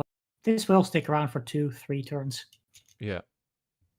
Yeah. I mean, it's... Don't play it into Ninja. I was gonna say, right? Swing a Kadachi, it's gone, right? Yeah. It's Yeah, a lot of Gravy's sideboard is just a bunch of options for allies. Yeah. No, I mean, that's what I thought. As soon as I saw the allies for the first time, it's like, okay, you're just gonna stick most of them in your sideboard, and then you sideboard in or out depending on the matchup. Right? You have a pretty solid core into Chum and 2 from the armor deck ones that I personally just always have in my deck. Yeah. Those are just so good. And then you have 2 or 3 ally sets you just have in your sideboard and switch around the match. Okay. All right, good. Moving on, Scooby-Doo. Scuba Salty Sea Dog. Pay 3, attack. It attacks, you may put a yellow card from your graveyard at the bottom of its owner's deck. If you do, create a gold token for attack, for defense. I could picture this as quite good if the game goes... If you expect a long game and you have to worry... Wait, no, that doesn't work because if you turn a card face down, right, then it isn't a yellow card anymore. Yes, you cannot recur that card. A note, it's not from your graveyard, it's from a graveyard. So okay, so it's good into Levia. Yes, but this one is also quite solid. It's 0 cost. Yeah. 0 for 4. Has 4 health. 4 can be tough to kill. Like, say, Syndra, for example. 4 can actually be kind of tough for Syndra. Yeah. And this is gold generation. Guaranteed gold gen. And there are a few other yellow cards in your deck you just want to recycle. This one is quite solid. I do wonder how I would not play it against Prism. No, you wouldn't play it against Prism. No. You do not want to recycle her allies. No. No. It's Angry best into Bone. decks that do play yellows but don't want them back per se. Yeah, I was thinking about Kasai. Like, Kasai is not really, doesn't really play a role right now, but you can basically make sure she can't trigger her hero ability. This is best against a bit more aggro decks that might struggle to kill a 4 health ally. Yeah. It goes to the bottom. Whoops. Yeah, Dark Lord. Yeah. Prismatic Playline. I've been seeing people saying buy Prismatic. I don't really like it as of now. It's been a bit awkward. Yeah. It's better in the aggro version of Gravy. Yeah. Angry Bones. But you really need to play a yellow and a blue in the same turn, because if you only play a red and a yellow, it's a 0 for 3, and it's You mean Leyline? yes, Leyline. Yeah. I've just been seeing people wanting to buy ley lines, and it's like, why are people well, buying Bonds ley is also lines? back on the menu, so Yeah. All right. Cool. Let's move on. For now. Angry Bones, 2 cost, 6 attack, 3 block. When it attacks, you may discard a card or destroy a top card of your deck. If that card was Watergrave on it, this gets +1. I mean, that's seems pretty good. fine limited card. 2 for fine. 7 and trigger and helps you with your game plan. Right. Seems good. Burly Bones, not a big guy. When this attacks, you may discard a card or destroy a top card of your deck. If the card has Watergrave, this gets overpower. Again, can help you close out the game, but not fantastic. Yeah, it's fine. 2 for 6, it's okay. Yeah, Not I'd great, probably like it just a bit good more luck. at Dominate, but yeah. I don't think they're gonna print Dominate again. Bye. Okay. Burly Bones, and then we go to Chittery Bones. Oh wait, we had Angry Bones, Burly Bones, and Chittery Bones. I see what they did there. Well, a lot of bones. Restless Bones. So many bones. Okay. Okay. I'm moving on. When this attacks, you may discard a card or destroy the top card of your deck. If that card has Watergrave, this gets go again. I mean, that seems pretty good. 0 for 4, go This is again. very good. It's one of the Game staple plan. cards. You look at the top of your deck, and if you have one on top, just a 0/4 Fuse Your Grave. Also good in blue. Yeah. Blue Yeah. version is quite decent in Gravy because you can attack with this. Then a blue has gone to grave, so you can play your allies. Oh yeah. Yeah. Nice. Yeah. Yeah. Yeah, seems like a good card. Personally, only play the blue version of Jittery Bones at the moment. Oh, okay. I guess the yellow, the red slot is always hotly contested, and you need The to. red one is taken by the next card. Restless Bones. Dead Birds. When this attacks, you may discard a card or destroy the top card of your deck. If that card was Watergrave, this gets go again. Yeah. Same card, but now a 2 for 6. I like this one more in Gravy. Yeah, 2 for 6, go again. Nice. Yeah. Okay, then we get to some more allies. Barnacle. That art freaks me out. Action, tap, attack. Watergrave, 4 attack, 3 block. Seems pretty good. This one's alright. This one's a bit more of a limited one. Okay. 3 is very easy to kill. That is true. That is true. It is true. free to attack with, so that is good. Yeah. It's a nice This one's break fine. point. If you can keep it around, like the 4 attack is pretty decent, right? Yes. Yeah. But that is currently the struggle in Necro, Yeah. keeping anything out. Yes. That's not been easy. Unless you're LSS and you're putting a gameplay video on where you probably want to showcase a brand new class and you maybe not playing optimally into it, and you leave the allies around. But hey, that would be slander. Better than Wild Ride, for instance. That is true, because Wild Ride doesn't block. Yeah, Restless Bones is in most cases very similar to Wild Ride, but it blocks for 3, Yeah. and the cards you discard you can play. See, LSS, we can do it. We could give Brute actually some good cards. We could do it. We have the power. On the other hand, we cannot give Warriors good cards. No, we'll get to that card at some point. I mean, When we get to Warriors. that part, I have some words. Warriors are a back class, and Warriors, God, Sorry. that Warrior card might actually be the worst card they've ever made. Yeah, I heard it. I mean, I started watching Josh Lau's video, and he was not a fan. All right, Chowder Hearty Cook. Attack, action, tap, attack, action, tap, gain 1 life. 3, Instant 3. tap, gain 1 life. All right, That yeah. matters. So you can. This one's actually quite good. Yeah. I've been playing this in CC. It's often pay for 3, put it in play, attack for 3. When they kill it, you gain an extra life. It's one of the ones that if they don't kill it, it's just this gain life, gain life, gain life. Yeah. Yeah. It's a one of very solid those one.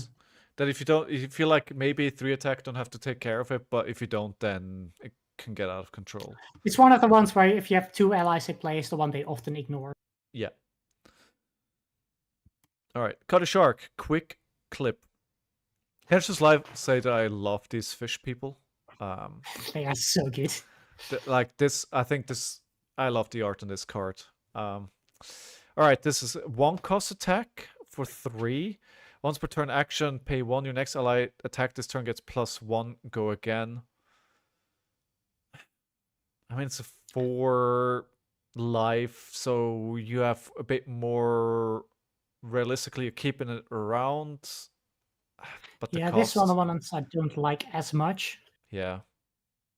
They're just for every breakpoint, there's an ally that does it better. If you have an ally you just want to play for free, things like Chowder are better. Yeah. If you want a 4 health ally, the dog is just better. If you want one that pays for attack, the 1-cost for attacks, the next one is better. Fair, but this looks the coolest. So art-wise, absolutely. Looks fantastic. It looks very sharp. LSS hate warrior. Yeah, LSS hate warrior, and they love illusionists, and they are just so scared of making a good warrior because I think they're scared that if a warrior is really good, it's kind of boring to watch. Yeah, but it's very samey game plan. Yeah, but still, then just let them I know. LL and... I'm also warrior main, and exactly. Yeah. One day we'll get a good set. Yeah, we'll see. We'll see. Yeah, we'll see. Maybe next one. There's always a next set, right? All right, Rigor Mortis. Action, pay 1, attack, water grave. So this is for 6 and 1 life. I guess if you have a... It's 6 attack, and you attack for 6. It's pretty good. It's one of the better allies. It's one of the best ones. This is one of the ones where you don't care if it dies. Yeah. This one of the ones where you do Restless Bones, discard an ally, play this, use your body for the 4th resource, and attack for 6. Yeah. That can easily be a 2-card 12. Yeah, which is fine. Yeah, no, 2-card 12 is and good. if they use 1 attack to kill it, it's fine. If they have to commit an entire kill this, great. Very happy. Yeah. I mean, if you play this and your opponent doesn't kill it, you probably raise your eyebrow and it's like, do you not understand what my deck does? Only have had that happens once, where they spent their entire turn blocking the CNC, the new big ship. Yeah, it reminds me of when I right after Dromai was released, and I was playing Rhinar, and I didn't really properly understand how the dragons work, and I just didn't attack the dragons. And my opponent was like, what is this guy doing? Rhinar's one of the better heroes into this, and it's just leaving my dragons alone? What are you doing? Well, that, Anyway. Yeah, that was one of my armies where I played Decimate X Dory, where it was just 40-50 minutes of me just whacking a dragon every turn.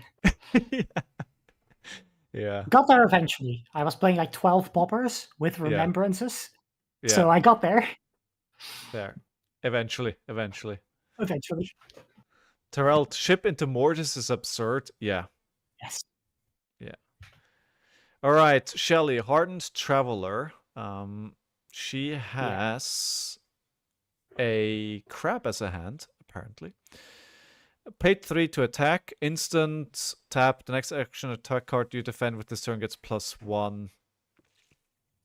Yeah, this one's just... It's not great. Yeah, I was going to say, it doesn't look great. It's 3 cost. It's 2 cost to play, 3 cost to attack. That's very expensive. Most of the times, you're not going to be blocking with attack action cards. It just doesn't work. Yeah. All right, Swabby. He's a big guy with a small hammer. Action 2 to attack 7. I mean, the total cost is more. I've been trying this one, but it just doesn't work. Yeah. It's so expensive. Yeah, it is. At the end of the day, it's 5 for 7, right? Which is... Yeah. Yeah, I mean, you don't want to... 3 is too easy to kill. Yeah. It's one of the ones I personally have cut. So Terrell, why do you like Swabby then? Then we go on to the my main struggle is getting the 5 resources on to also attack with it. Yeah, fair. Then we have Dead Threats, which is the chest piece, which looks absolutely amazing in extended art gold foil. That's so bad. I think Instant- this full art's gonna be so expensive. Yes, yes. It's like the art is insane. It's incredible. Instant tap, gain 1 resource. Activates only if an ally has been put into graveyard this turn. Okay, I mean, seems like you're able to trigger this quite often. It's basically just a resource every single turn. And with a bit of upside, if an opponent kills a ally in their turn, you can tap this to play something like Oasis. Yeah, Even if it has Watery Grave, it first goes into the grave and then goes face down. yeah. So it still triggers this. Yeah, no, it's a fantastic card all around. Doc, you're saying you want this in cold foil. Did you see the gold foil? The gold foil that they gave out in Taipei. Like, this is the I first wish. card where I saw like the gold actually enhances the art because it works so well with the color scheme of this card. It's incredible. Slightly outside of my budget range. No, yeah. I think there's gonna be a whale that buys it up, but that's like. I was very tempted to buy gold foil Mage Master Brutes. There are like some for like 250 euros on card markets. I decided not to do it. Yeah. One of my mates opened up a gold foil Tide flippers and I was tempted for a little bit. It was like, no. CF is more beautiful because it's EA. Yeah, no, Tyrell, the gold foil is EA. Gold foils are now EA too. This is the first step where they made the gold foils also extended art. If you didn't see the picture yet, Tyrell, go to the Discord, my Discord. I put the picture there, I think in general. It looks stunning.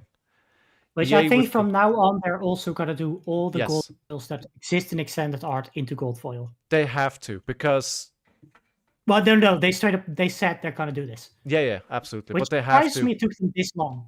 Yeah. No, it's great. And what I love about this card is that it's another card that says you don't need Spring Tunic. Yeah, right? It's Tunic adjacent. This is in my opinion, but objectively better than Tunic. Yeah, but it's not a massive. It's not like the Zen chest piece, which was just broken. Yes, but this is objectively better. It's better. Yes. And that's why people will play this. Like, it's marginally better than Tunic in probably most situations. So people will play this over Tunic, which in my books is a win, right? Because that means like, oh, it's new here in a class. Okay, you just slot in Tunic and you're good to go, right? It's like, you probably can, but this triggers more often depending how many allies you run. If you do it right, it should trigger almost every turn. Yeah. I think this is a great card. Anyway, then we have a headstone. We have this is a headpiece. Battle Worn 1. Destroy this. Destroy the top card of your deck. I mean, it's it's a decent draft card. This might also be okay for CC. Oh, really? Some try to. Well, the upside is if it is destroy an ally from the top, that's just effectively draw a card. Yeah. No, sometimes you can also look, and if it's a blue on top, you can destroy it to then trigger a hero power, so you have to put a blue in grave and can play your allies. It's pretty decent. It has space. Okay. There are a few helms to try out. You have the gold helm P-part. Of course, Crown of Providence is standard try, and the Armory deck helmet. But I've not been able to try that one because it doesn't work on Talishar yet. Okay. Yeah, they've been again Talishar in February, like the whole team around those platforms. They've been doing fantastic. Everybody. They've been so fast. By the end of the weekend, like all the cards were in there already. It was incredible. Yeah, the only card we had to wait for were the loot cards from the Gravy Bones Armory deck. Yes. Those took a bit longer because they didn't have the art yet. I did have to report a few issues with the Scurv cards. So when I played Scurv with the Sticky Fingers, Sticky Fingers basically didn't work at start. Like, you wouldn't get the ally, and then when the ally was there, it would duplicate itself every turn.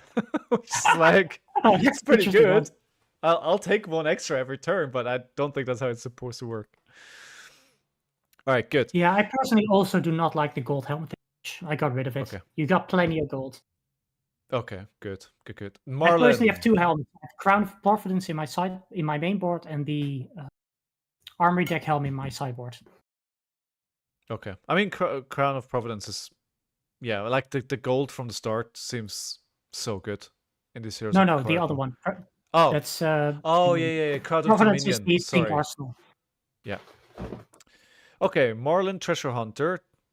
Action, tap, destroy a gold you control, create a gold fin harpoon in your hand, go again. Whenever you draw a card during your action phase, you may put an arrow from your hand face up into your arsenal. So the question then is, how often can you draw a card? Very often is the answer. Very often. Surprisingly enough, she makes gold. Yes.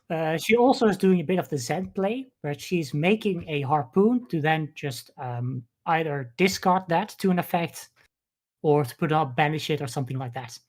So she's doing the Zen art play. Okay. Fun. She's very good. She's very solid. It's a ranger that can fatigue you. Oh no. Yeah. With all the buffs and the on hits still, like, oh no. Oh, that's. Watch out! There are a lot more buffs and on it. Oh no. Oh no. All right. Hammerhead Harpoon Cannon. 4 tap. Your next arrow attack this turn gets +4. If it has Harpoon in its name, it gets Overpower. Very good. Yeah. +4 is a lot, and Overpower is just Yeah. definitely Overpower with the +4. That most of the time, even one defense reaction is.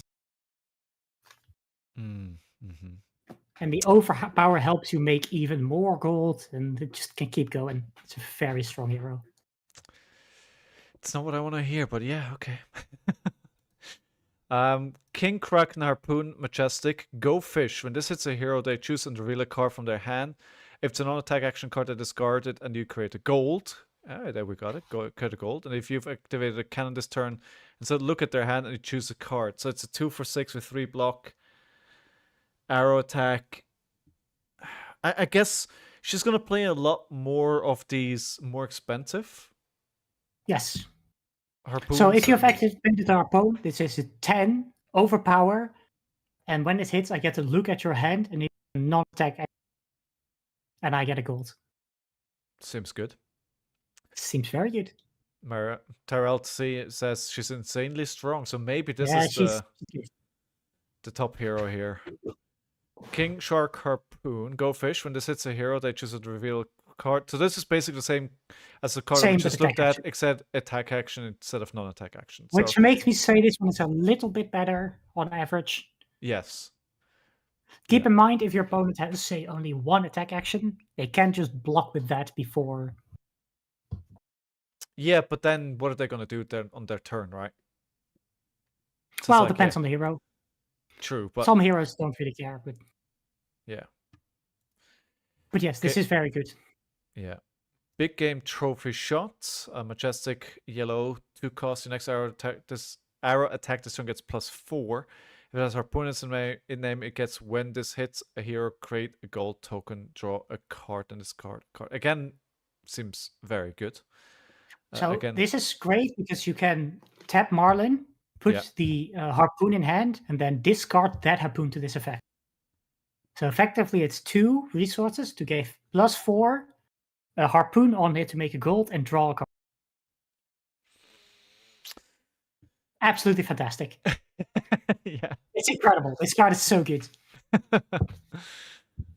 Oh, gold the tip. Your next arrow attack is +3. If there's a yellow arrow face up in your arsenal, create a gold token, go again. Seems pretty good as well. Yes, this is decent if you have a not so great hand, so you can just make the Harpoon and make that quite big. Yeah, zero cost buff. Moving on to rares. Bluefin Harpoon, 2 cost, blue, 3 block, 4 attack. Go Fish. When it's a hero, they choose and reveal the card from their hand. If it's a blue, they discard it and create a gold token. Very good. I like this because a lot of heroes usually want about 1 blue in their hands.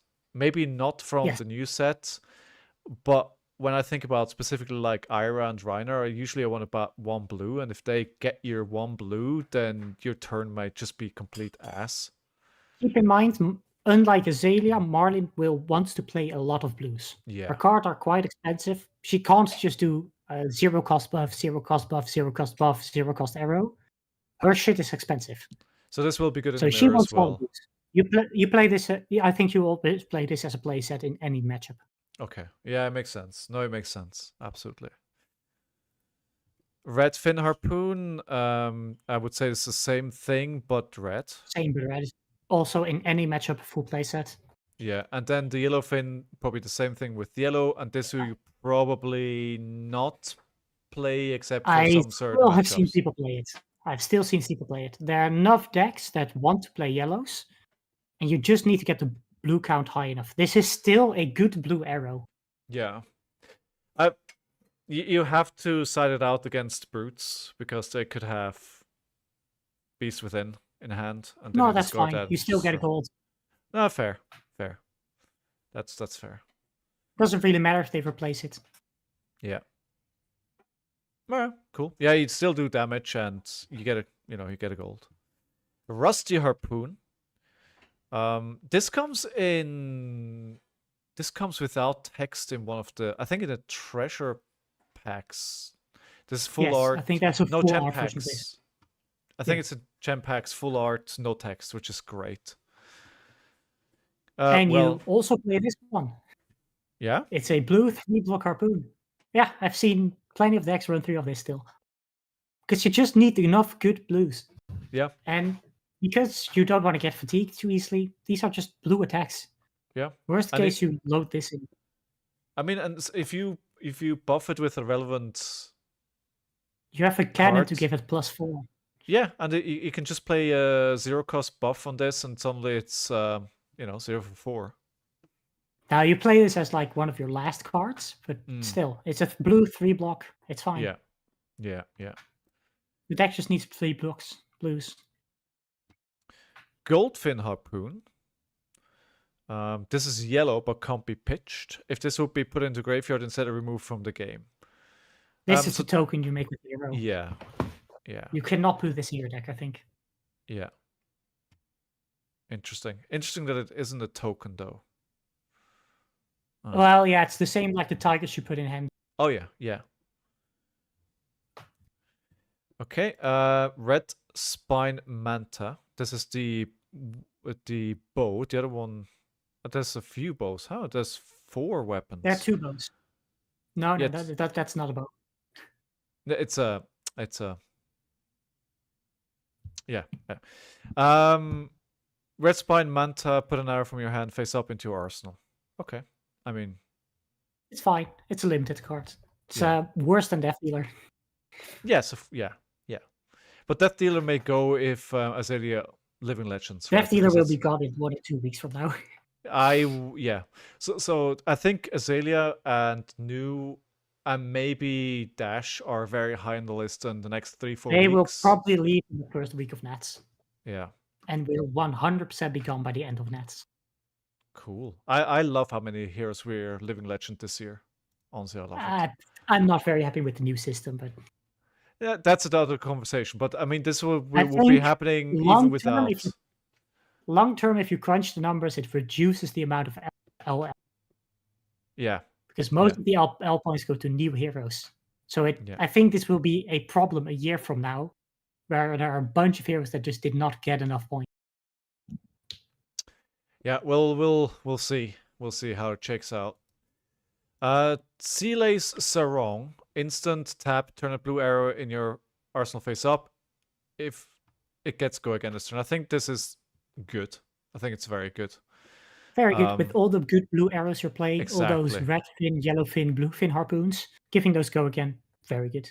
Yeah. Also, just block 2. It's whenever you face a ranger and they can attack, go wide, you have a problem. Yes. It's just so good. Patch the hole. Instant destroy this. Return a card from your arsenal to your hand. Can fix your hand. This is just a Limited limited card? card. Yeah, exactly. This is to either get a blue in your hand for your next turn or just block extra. It's fine, but Glidewell fins. Action, pay 1. Destroy this. Put an arrow from your hand face up into arsenal. It gets +1 this turn. Go again. Battle 1, block 1. Limited card, I would say. Yeah, it's basically the same as the gloves they are. Then we go to Barbed Barrage. Ooh, I love the art on this one. Looks very cool. As an additional cost to play this, you may pay 3. If you do, this attacks an additional target. So this is 1 for 5 arrow.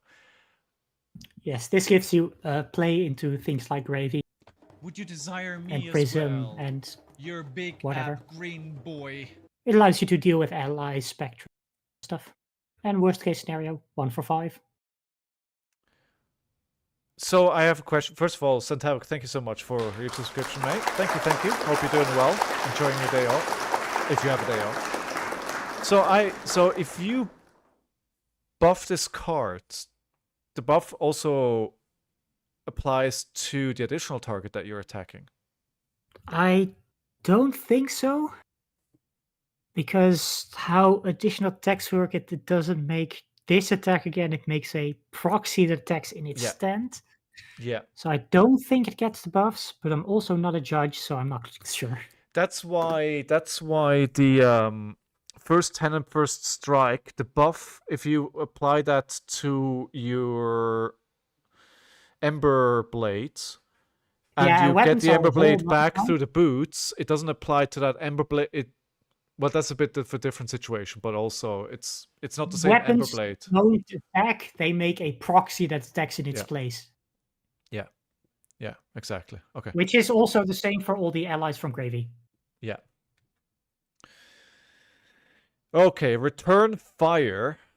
I love the art in this set. When this defends, you may banish an arrow from your hand. If you do, so if your next turn, put it face up into your arsenal, it gets +3 until the end of the turn. This is a block card, blocks with 4. Incredible. Yeah, I love Effectively 0 for 7.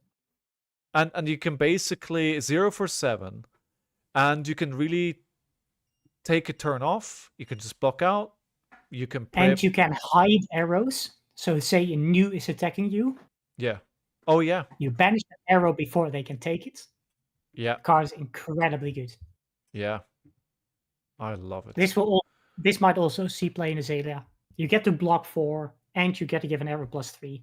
Yeah, of course. Now keep in mind, I mean, it needs to have an open arsenal, yeah. and you do not get a priority window at the start of your turn. Yeah. So say if you have Trench, you cannot sink that card at the start of your turn away and then put. Yeah. Okay. All right, but 0 for 7. I mean, what more can you say? It's all you need to say. Drop the anchor. Wait, no, we skipped. No, drop the anchor. That eel is getting harpooned, that's for sure. Your next arrow attack this turn gets +3, and with this hits a hero, tap them and all allies they control. Well, that just sounds fantastic into Gravy. Yeah, great in limited. I would not play it in CC. Yeah. Because no, it's situational, this is right? Specifically great into Gravy and nothing else. Yeah. Again, I'm going to a hero which isn't very relevant, but the Kasai army, they're allies as well, right? Yes, but I don't think they have to tap to attack. Yeah, okay. Because they're True. older cards and they have yeah. a once per turn action that just says attack. So you can tap them, and that's very cool. And then I still attack with them. Okay. Fair. Yeah, there's like, whatever. You tap my hero. Or my Tap ally. at the moment is only relevant for the current heroes, but Yeah, will probably yeah. be relevant for everything in the future. And I kind of hope they at some point do a sweep where everything in the past also just gets changed. But they probably won't. They It's a lot of probably work. can't, because it wasn't ever designed for that. So I think that the wording on a lot of cards would need to be You would have to go reviewed. one card at a time. Yeah, exactly. And I So don't think they have the time for that. not unless like 3/4 of the heroes that don't feature the keyword or the tap symbol LL, and they're like, okay, now it's but no, it doesn't make a lot of sense. It will just be the way forward, though. Yeah. Fire in the hole. Next arrow gets +3. You may untap a bow you control. Sounds pretty good. Very good limited card again. Yeah. Very good with that second bow that says put an arrow into play, go again. This is for the go wide version of Marlin. Yeah. Okay. Good. Not that great with cannon because you will not have the resource to do that twice. Yeah. Monkey Powder. Monkey. The card is good because it has a monkey. Your next arrow attack is going to +1 and overpower. Draw card. I mean, drawing cards is good. Is +1 overpower, draw a card worth 3 cost. With the amount of blues that she's running, it's probably fine. It's probably good for limited. It feels a bit expensive. Yeah. Because you also want to use those resources to activate your cannon. Yeah. Yeah. I think this is mostly a limited card to just have enough. The downside of limited is that if you can't draw and you play the cannon, you can't load. Yeah. And if you can't load, you can't do anything. Yeah. All right, good. So now we're getting to the 3 cards that trigger me. Hook, line, and sinker. Could have been so good, but I messed it up. Hook. Look at the top card of your deck. If it's an arrow, you may put it face up into your arsenal. If you do, this gets +1 this turn. How many good blues do you have in the deck? Quite a few.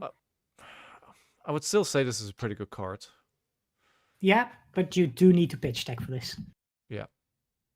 Because you do not want to just gamble. So it's a good card if you know what you're doing. Yes.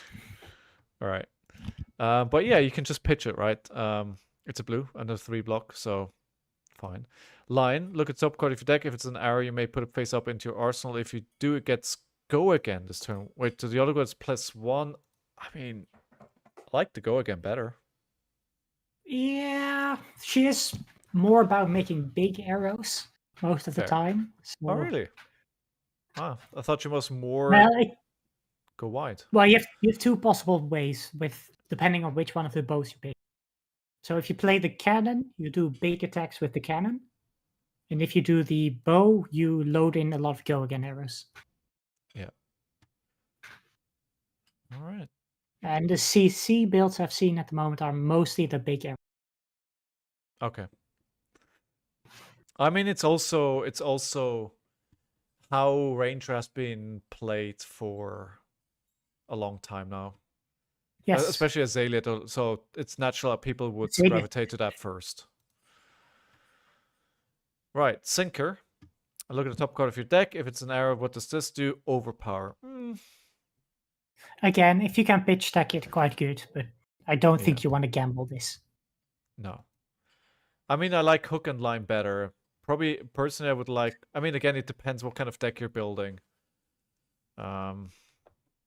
Yeah. Okay, dry powder shot. Let's move on. When this is put face up into your arsenal, it gets +2 this turn. This is an arrow. So this is 0 for 5. Pretty solid. Yep, keep in mind her effect that when you draw, put an arrow, not put.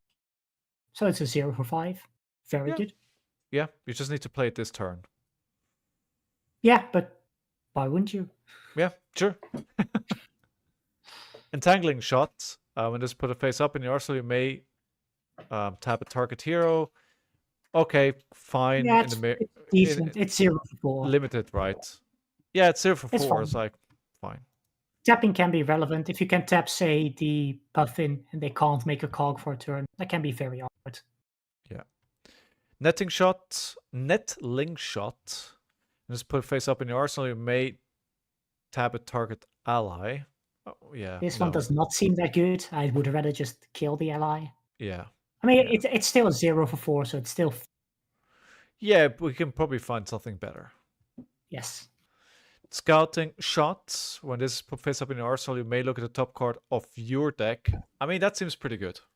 Yes, info can be good, definitely with the amount of gold we have. So knowing what's on top might decide to then crack a gold. I mean, you can run this in Azalea, right?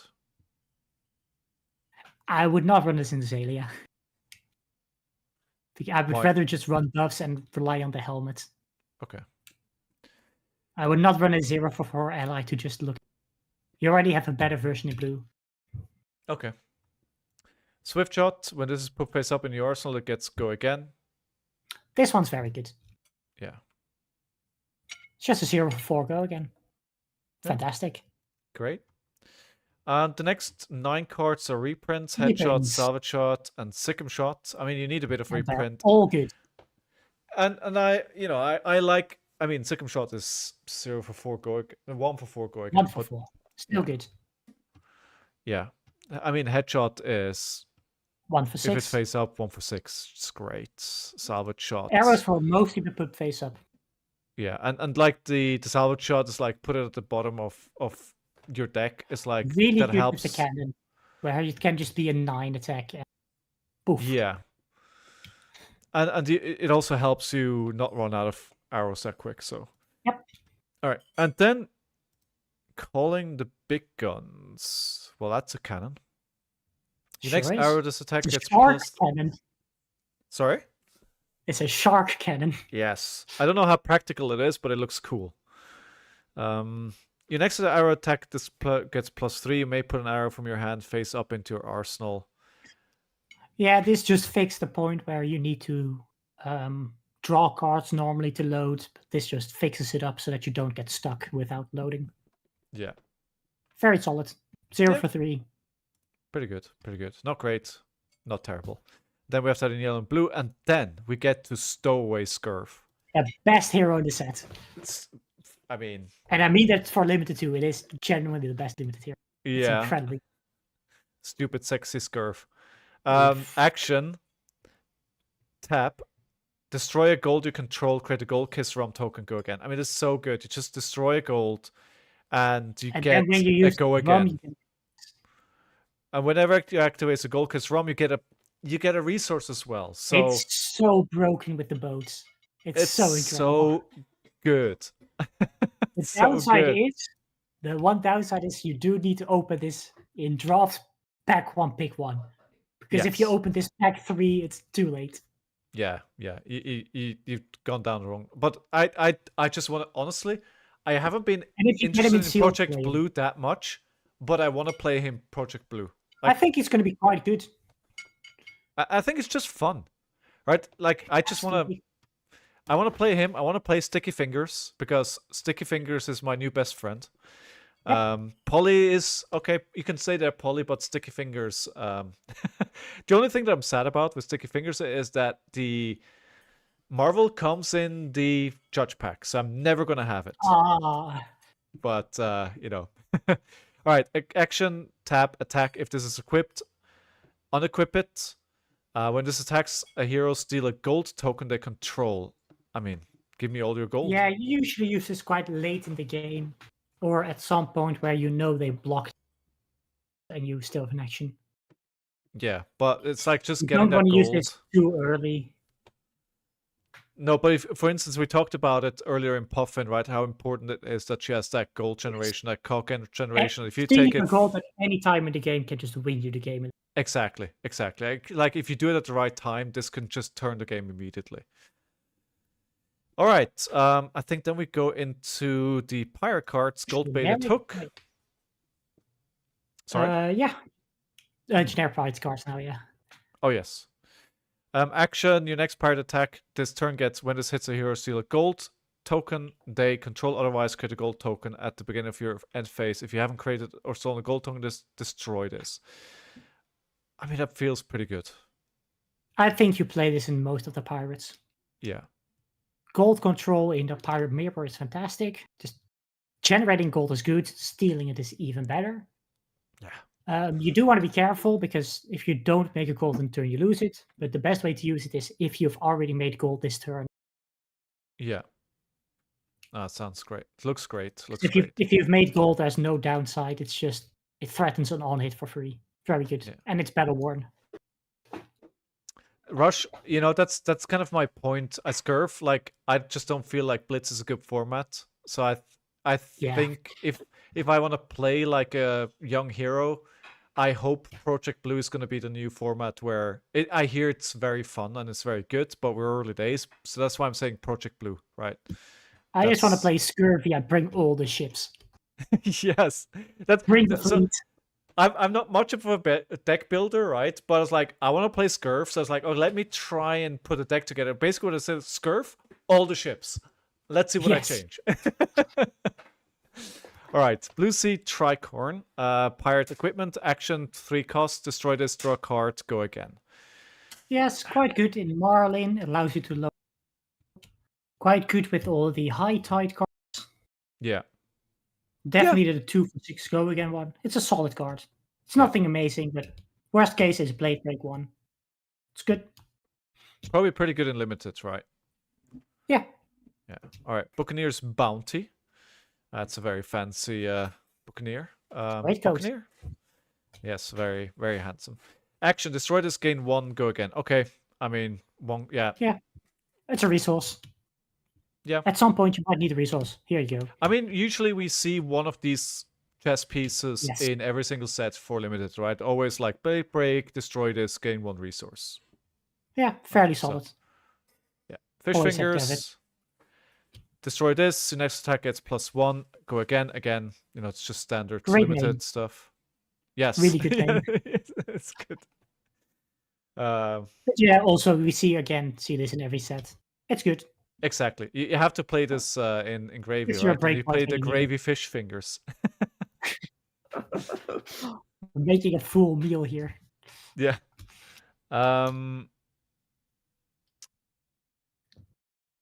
Sorry, just center. You can play him in Project Blue. That's why they didn't give him a Majestics. That is true, right? Yeah, yeah. And I do like when I saw in Skirmish that you can get his cold foil. Like, oh my god, I wanna win a Skirmish Got now. try hard skirmish. Yeah, yeah. I was like, I Downside never is you thought. probably got to play Blitz. Yeah, probably just better just buying it, honestly. Because if you that one might be expensive. yeah, true.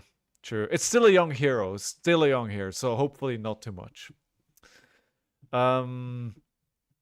Peg leg. Action, pay 3, destroy this. Your next attack this turn gets go again. Also, Okay. quite good. Yeah. Alright, Conquer of the High Seas. This card is amazing. When this hero Also known as CNC.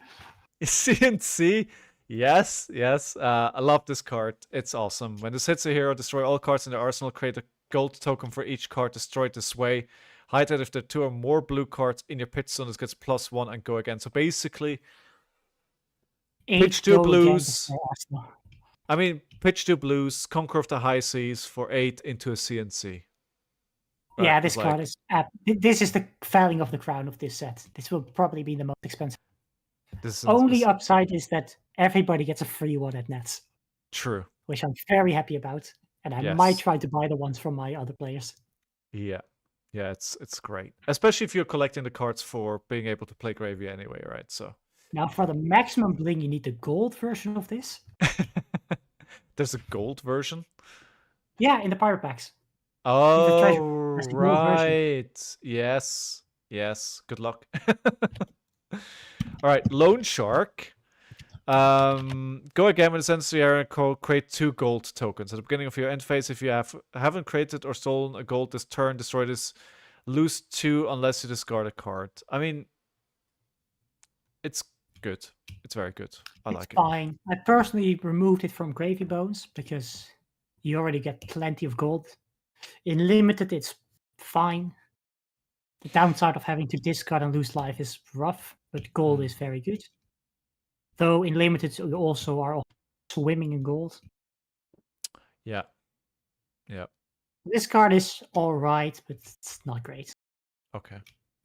All right. Hey, Sigma, how you doing? CNCs is appropriate. It is. Problem is, it's already CNC pre-sale price, I heard. Yeah, but Conquer of the High Seas being CNC price is not surprising. The price will probably drop a bit. The point that everybody gets one at Nets definitely helps. And it's also a pirate, right? So, like, 3 classes can play it, and not all of them want. Well, 4. 4 heroes. Yeah, Gravy 100% plays it. Marling probably plays it too. Puffin is a maybe. Yeah. Mostly because Puffin wants to play a few of the boost cards, and that can be quite awkward. I mean, Scurf is in love with this card. Yeah, but where in Scurf you can play it in Blitz, I guess. Yeah, but you can't play it in Project Blue. True. All right. Maybe back to Blitz it is. Tip to Barkeep.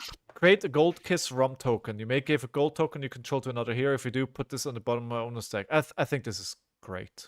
Very good. It's basically an E-pot. Yeah. It stores an action point for the future.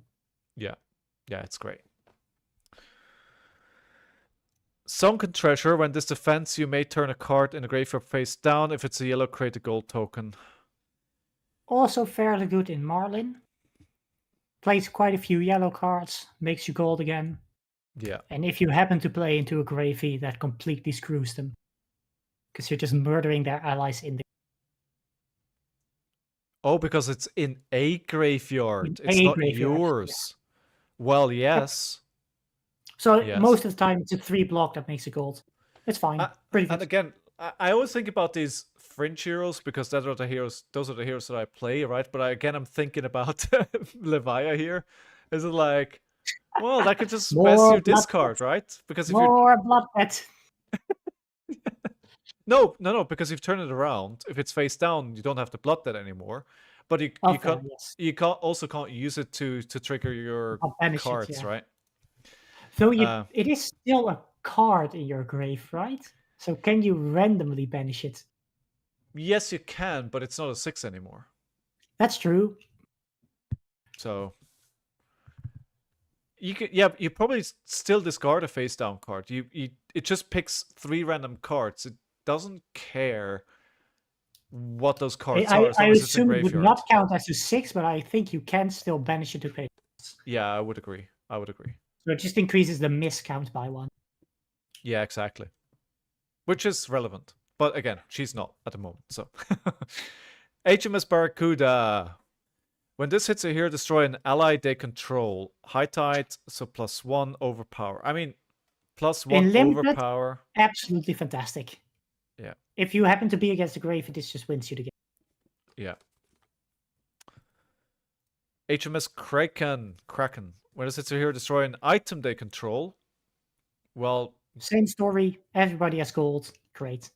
Yeah. And also good in constructed against mechs, right? Feels a bit specific.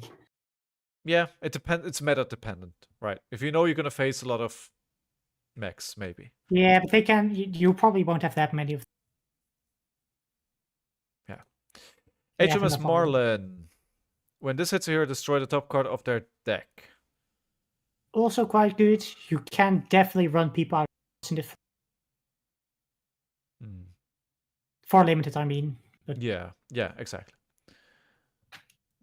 They didn't make a lot of these cards generic because if they did, Victor would be a god. oh, if Kasai could play all of these, she would be terrifying. Imagine a Kasai that could make like 20 gold. Oh my god. Yeah. She would literally bring an army. Yeah. Which is kind of sad again because like I don't feel like there's a lot here that makes Betsy or Olympia better, which I feel like there's absolutely nothing. Could have been an opportunity and feels like a bit of a missed opportunity. I do get now why they banned cash in or cash out. The just free draw 2 would have been way too good. Yeah. I get it, but please give Warrior something, anything. Yeah. Anything. Next set. There's always next set. Yeah, but we've been saying that for the last 6 sets. No, I know. I mean, Brutus in the same boat, honestly. Yeah. When this attacks, reveal the top card of your deck. This gets +X as Murderous Rebel, where X is the pitch value of the card revealed this way. I mean, I'm just going to parrot what they told me in the video today. It's a blue 3 attack. So... Yep, it's great in Gravy because it's a blue that just enables your hero power, so you can play your allies. Gives you a bit of go wide. Yeah. Reiner Wrecking Pirate. Oh, that would be so cool. Yeah, my predictions didn't come to fruition for this set. There might be a future pirate set. It is a separate class now and not a talent. So true. We'll see. Pilver the Wreck. When this hits a hero, may turn a card in the graveyard face down. If it's yellow, create a gold token. 3 for 7. Great for limited. 3 for 7. We talked about this earlier. 3 for 7. Yeah. With upside. So good. Saltwater Swell. 1 for 3. When this attacks, reveal the top card of your deck. If it's a blue, pitch it. These cards have been surprisingly good. Oh yeah? These have been seeing I've been seeing Marlin play this in CC. I've seen some Gravies try this in CC. Often this is a 1 for either In gravy, most time you play the blue one. It enables your hero power and it can give you like 5 pitch. Yeah. Because you Nice. pitch your blue into this, and then you put another blue from your top in your pitch. Allows you to play for your some expensive ally. Also makes all the high tide cards easier. It's true. Yeah. Yeah. All right. Well. Very Also- solid card. Good. And then they come in blue and yellow as well. Divvy up. Remove half the gold counter from Treasure Island. Obviously limited Yes. for the sets. I think there's Yeah, a I would few not of play this in those. CC. No. No. Portside exchange. Discard a card and draw a card. If a yellow card is discarded this way, create a gold token. I think this is really good in gravy. It's incredible in gravy. Yeah. Also not terrible in Marling, but It could be good again, as well. you make the harpoon, then discard the harpoon. I would say it's also pretty good in Puffin, right? Just because it helps you create that gold. Yeah, but she doesn't really want to she doesn't run as many yellows. Yeah. Yeah, that's true. It's true. Or Reinar Drunk Menace. That's just Reinar, as St. Havoc says. All right. I just want to KO with no arms. Yeah. Yeah. Oh my god. Or maybe just one leg. KO kicking and screaming. Spot a scratch. Seafloor Salvage. Turn a card in your graveyard in a graveyard face down if it's a yellow critical token. Seems. Yeah, it's a limited card, but it's quite Yeah. good. KO armless, but somehow still dangerous. Yeah, exactly. It's gonna come bite you. Scrub the deck. Destroy the top card. Destroy the top card of a target's hero deck. If it's yellow, create a gold token. You could play this gravy, because if you see an Yeah. ally on top, it enables... It's an ally engraved, so it effectively draws a card, makes a gold, and enables your hero power by playing blue. Would not play it in a different hero. Yeah, makes Also sense. mostly limited cards. Okay, Shifting Tides. Go again at the start of your turn. Pitch a top card of your deck. If it's blue, put this at the bottom of the deck. Otherwise, destroy this. This one seems bad. It would help you with the high tide, but otherwise, it's like meh. Yeah. Yeah. Not so fast. Yellow, 0 cost. Scurv's specialization. Next time an opponent would draw a card from an effect of a gold token this turn, instead you draw a card. Yeah, this card's incredible. It's so good. Absolutely ridiculously limited. Wasn't Like this there on their own wins you the game. wasn't there a 'Cause game on stream where the player played 2 of these in the same turn? Absolutely disgusting. That's just awesome. gross. Yes, That's right, absolutely Santok? disgusting. That was so good. I remember Just- them apologizing to their opponents. So sorry for doing this. If you play 2 of those, you have to apologize. Yeah, it's disgusting. Yeah, no. Just most of the time you crack a gold, you're looking for something very to extend your turn, and just taking that away is just Yeah. that's just mean. It's just evil. Yeah, I mean, they're trying to fix their hand, and not only are you taking that away from them, you gain a card, right? So if you Yes. if somehow find a hand, you could end up with a, if you play 2 like that player did, you end up with like a 6 card, maybe 7 card with an arsenal hand. I mean, it's going to be hard Most to of the convert time, that, you but plan your turn with the draw of the gold, and you just completely screw someone's turn. yeah, Like it's insane. often when you do this, you just end someone's turn. It's insane. It's incredible. But this is Yeah. very hard to play in limited, because you have to open this rare and open Scurv. Yeah, of course. I mean, there's a higher chance of it happening in sealed. But Higher, but not high. yeah, I mean, exactly. someone getting 2 of these and the Scurv in the same sealed is absolutely insane. Yeah. I bet Like when the Nova odds of that are so small. Oh my god, yeah. All right, then we're throwing Caution to the Wind. Real top card of your deck. Next time you would be dealt damage this turn, prevent X of that damage, where X is the pitch value of that card revealed that way. It's like, It's fine. It goes around overpower, but it's not great. yeah. It doesn't feel good. Lost in Transit. when this defends, you may remove a gold counter from Treasure Island. If you do, you're a thief, create a gold token. Now, obviously, this is referencing a Scurv, thief. in Scurv, really good. Yeah, In other heroes, quite decent. yeah. You But can again, do this when you. in the limited I mean, format where you actually have a Treasure Island, right? You wouldn't Yes, want of to play course, this in of course. Project Blue or Blitz. Yeah. And limited when you know you cannot defend, you take the gold away, make them not get the gold. Yeah. Very good. Battalion Bark. High Tide. If there are 2 or more blue cards in your pitch zone, it's +2. I mean, it's This has been a bit of the star of the weekend. This card is incredibly good. I mean, it's a 4 for 9, which is great. No, but the problem is you need to pitch 2 blues, right? So Yeah, but in limited, 9 is just so much.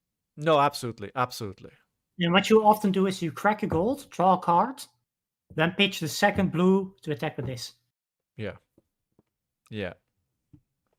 Yeah. Because this card's incredible. So This is a first pick card in draft. yeah. Card's incredibly good. Even the blue one might actually be a first pick worthy card. This card's been blue is so still good. 7, right? It's still A 7 for the pitch, yeah. It's on a blue. It's a lot. Like 3 block. Expedition to Azure Keys. When this attacks, you may put a gold counter on Treasure Island. It's a 0 for 4. It forces a block because they don't want to give you the. Yeah. I think the bigger ones are better. Also, they just go 1 for 5. They're a cycle from 0 to 3. Yeah. 2 to 6. I think okay. the 3 cost is the best one. Wait, there's a it goes all the way to 7. So there's 4 3 for of them. 7. Yep. Yeah. 3 for 7 with a counter on the island is good. Forces some blocks to not give you a bunch of gold. Pack 1, pick 1. Probably not, but very high pick. Okay. Golden Tipple. When this attacks, you may discard a yellow card. If you do, draw a card, create a gold token. Seems pretty good in Gravy. Also very good in Marlin again. Yeah. Where you can just make a harpoon, discard the harpoon. And that turns it into a 1 cost 3, go again, make a gold, draw a card. Yeah. The blue version is best for Gravy. Oh, yeah. Because sense. it enables your hero power to play allies.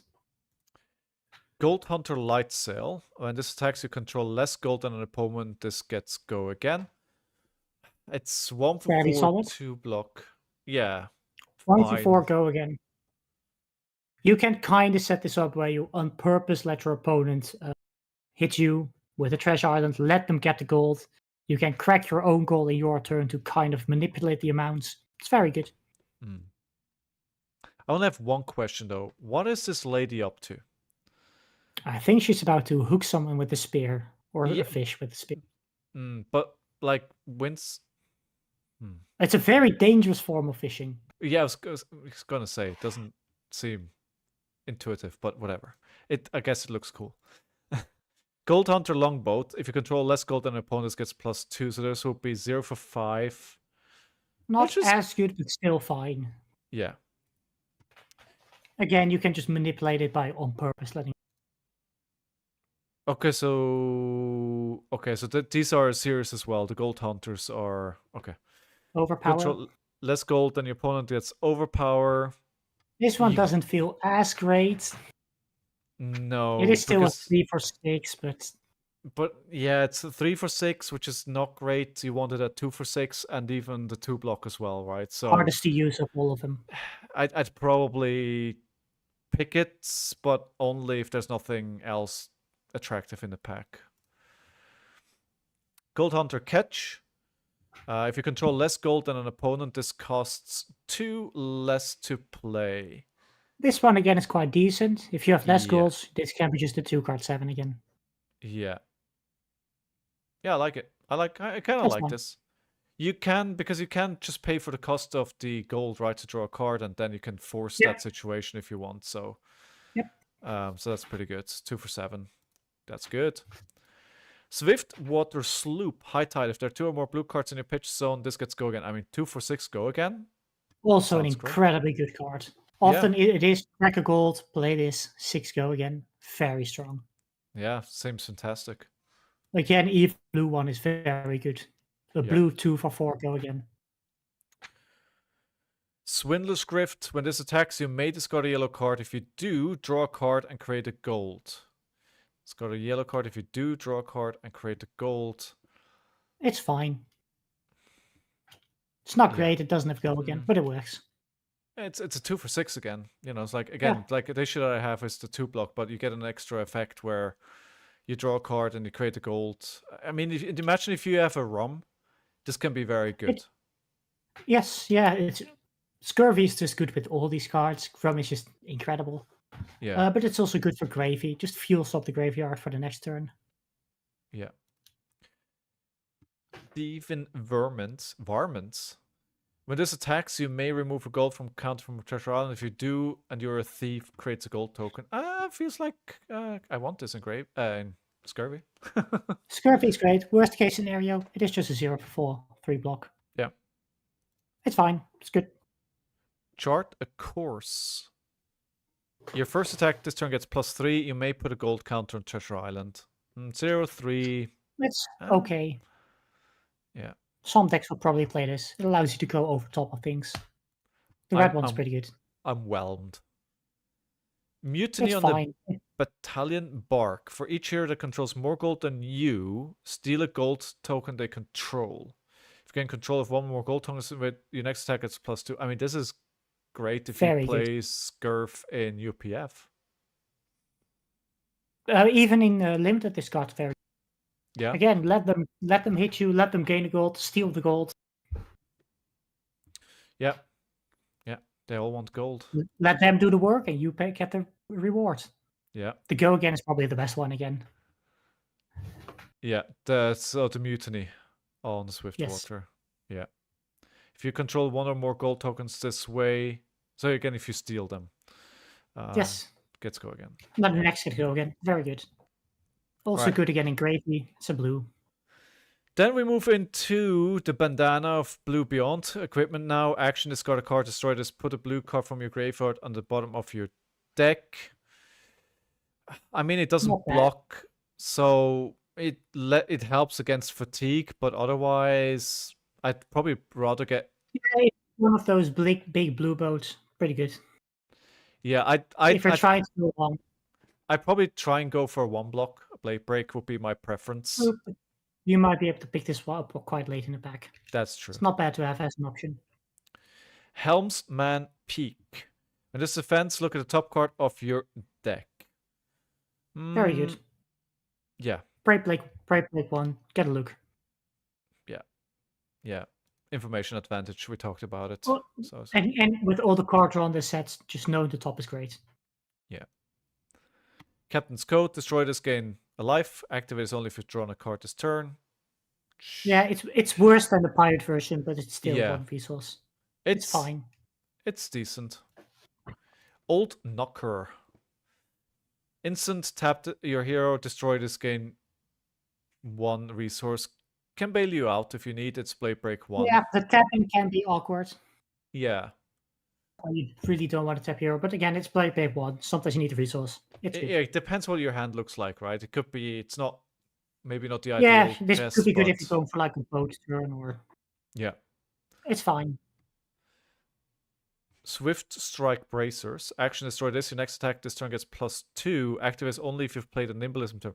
Well, if it didn't say Nimblism, this would actually be better than Goliath Gauntlet. Even with Nimblism, I like it in Limited. Now, you want to draft this after you get a Nimblism, or if you want to gamble. Yeah. But just giving your first Nimblism +2, it's very good. Yeah. Yeah, it's really good. Light Fingers. When this defense and you're a thief, steal a gold token. Attacking hero controls. Love it. Yeah, if you're scurvy, incredible. And even then, it's just, even if you're not, it's a generic Blade Break 1.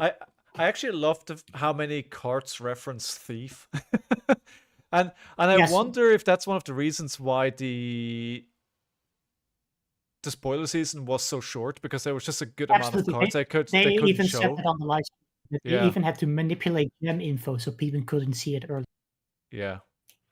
Yeah, you have to be very careful, like what cards in the set that you show, just because people may be able to draw conclusions just from the card Yes. numbers that you're seeing, right? It's like incredible. Old Knocker is amazing for wizards. Wait, really? Yeah, I guess it's just one of those tap get a Yeah, resource equipments. just get a The resource, tapping right? doesn't do anything, Yeah, and this exactly. one now has one block. Yeah, Yeah, it's an upgrade over the Threadbare Tunic, I think it's yeah, called. yeah, exactly. Yeah, it's on demand, which is great. Yeah. Quartermanor's Boots, action, pay 2, destroy this next non-attack card. This card you play this turn gets go again. I like this a lot. Yes, really good in gravy, lets you expand your board. Yeah, and it also helps you with the high seas cards, right? Because you Yes. already have to pitch a blue. You Well, may it's have 2 non-attack action. floating anyway. It is It's great. non-attack action, so it doesn't help with the boats. Okay, yeah, fair. Okay, yeah, true. But still, it's a That's Blade Break 1 equipment. Yeah.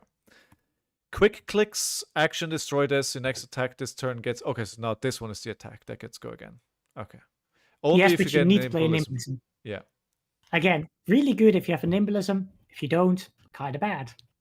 Yeah, so if you actually draft Nimbulism early on in the draft, and some of this stuff could wheel quite easily because people don't have Nimbulisms, right? So if Yes. you could be laughing if you draft early Nimbulisms and then all these cards that reference Nimbulism come around because nobody cares. Yep. Could be a really, really strong draft if you have an early Nimbulism. It is just on demand go again. Same with the gloves. It's 3+2. Really good. Yeah. It's exactly Sigma because the resource is instant always available. Yeah, exactly. Steelix. So this is actually a brute card. I know they said it's generic, but it's a brute. Sorry, what? No, it's also a gravy card. Also gravy card. Yeah. Gravy also can discard this. It's a really good card. Because you want a gold kiss ROM, right? Because you want to make sure you can give something go with again. action points. Yeah. Gravy really struggles with action points, and it's just an extra action point on demand. Yeah. So I'm gonna play this in Reiner at one point or another. I just don't know yet where and how. Because I need the yellow slots are quite restricted. You don't really want to run many more yellows than you do already. And the yellows that you do run, like Bloodrush Bellow and Beast Within, they have very specific roles and they're very good there. Agile wind up. Good thing to note about the Bloodless Rum, it makes scabs so much better.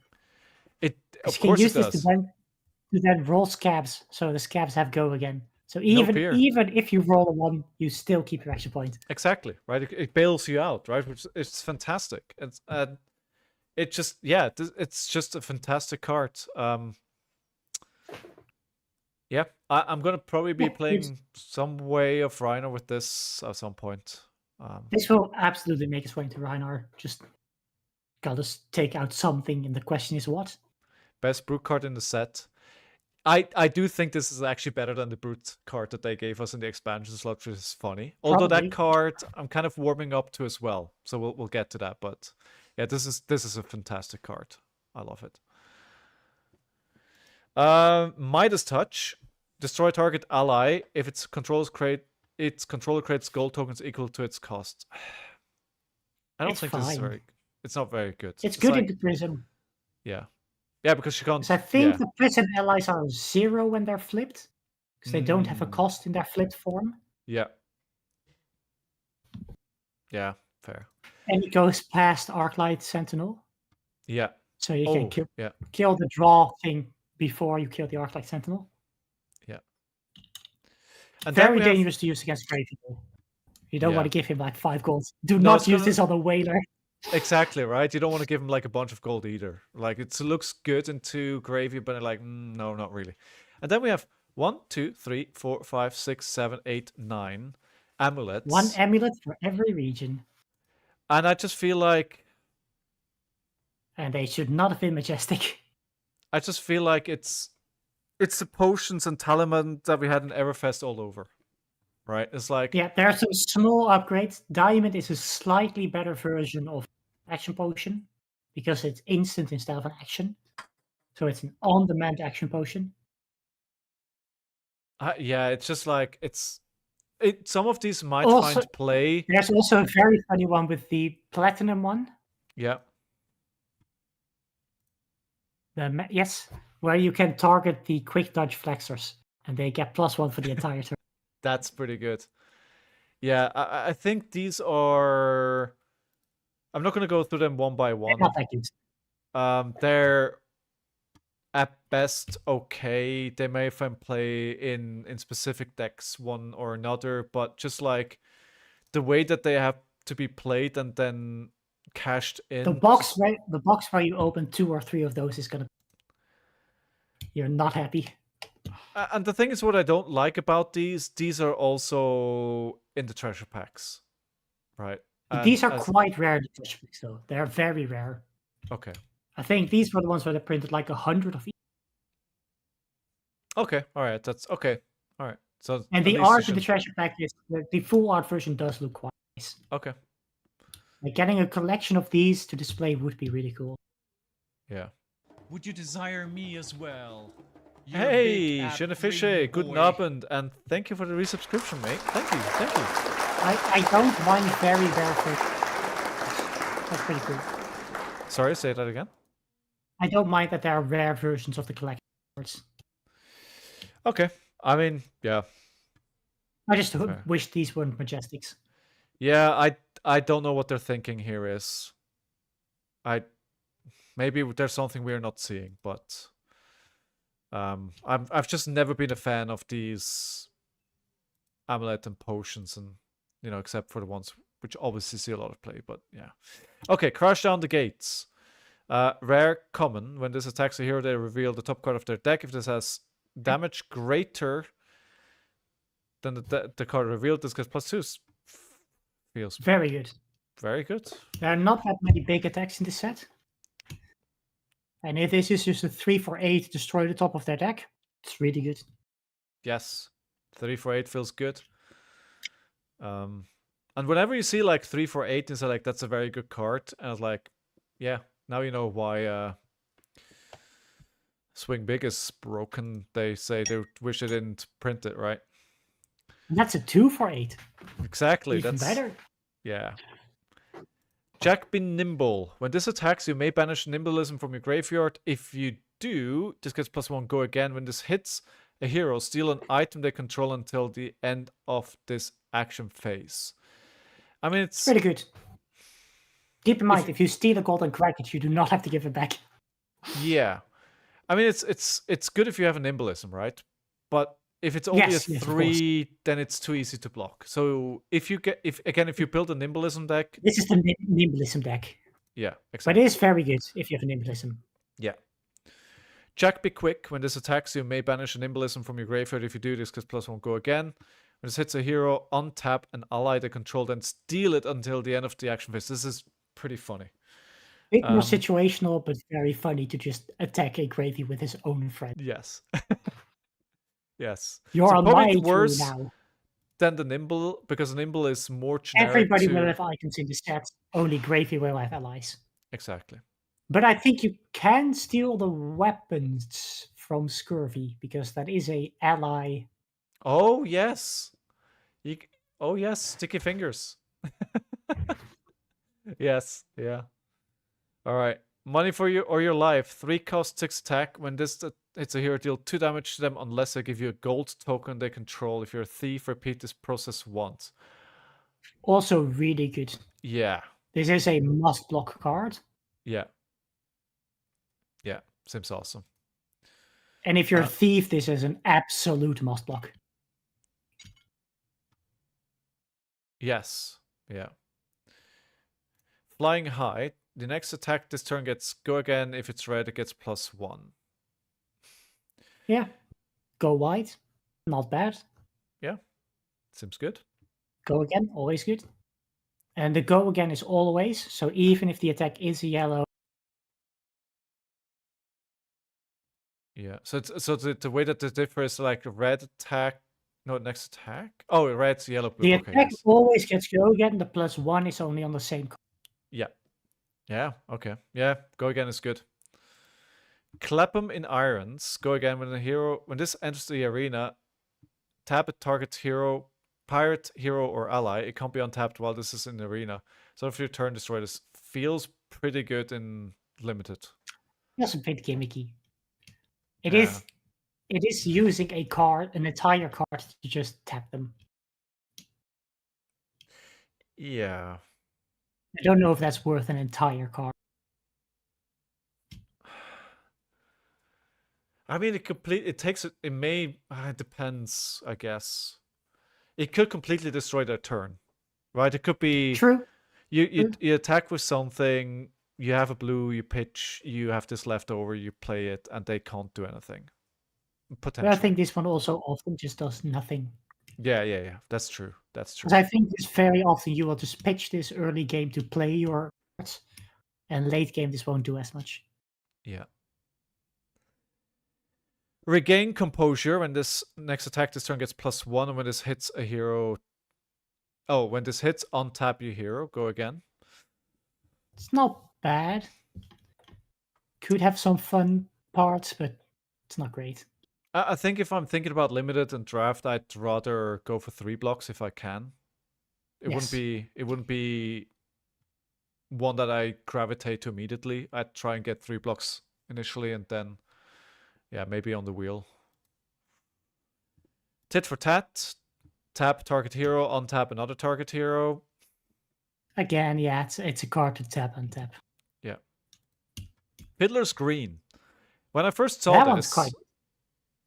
when I first saw this, like it's a it's for value, but people seem to love it. Yeah, it lets you block breakpoint. It's a great value if you discard to say gravy. It's just a very good card. In red, specifically. Yes. Yeah, it's just good when you can get. I think it's the only life game. No, it's not the only life game, but No, there's another one later. yeah, there's Life for Life, of course, as well. But There's some yeah. more later. Fool's Gold. When this is discarded, create a gold token. I don't think. Yeah, you this want is not so good. No. Blow for blow. When this is played, you have less life than your opposing hero. It gets go again. 2 for 4. When it hits, deal 1 damage to target. It's 2 for okay. 2 for 4 go again is not terrible. And if it hits, it's a 2 for 5. It's very good with the high tide ships. Yeah, I mean So it's the still card is not bad. it's barely on rate, right? 2 for 5, go again. Yeah, but it works quite well with the ships. Yeah, that's true. That's true.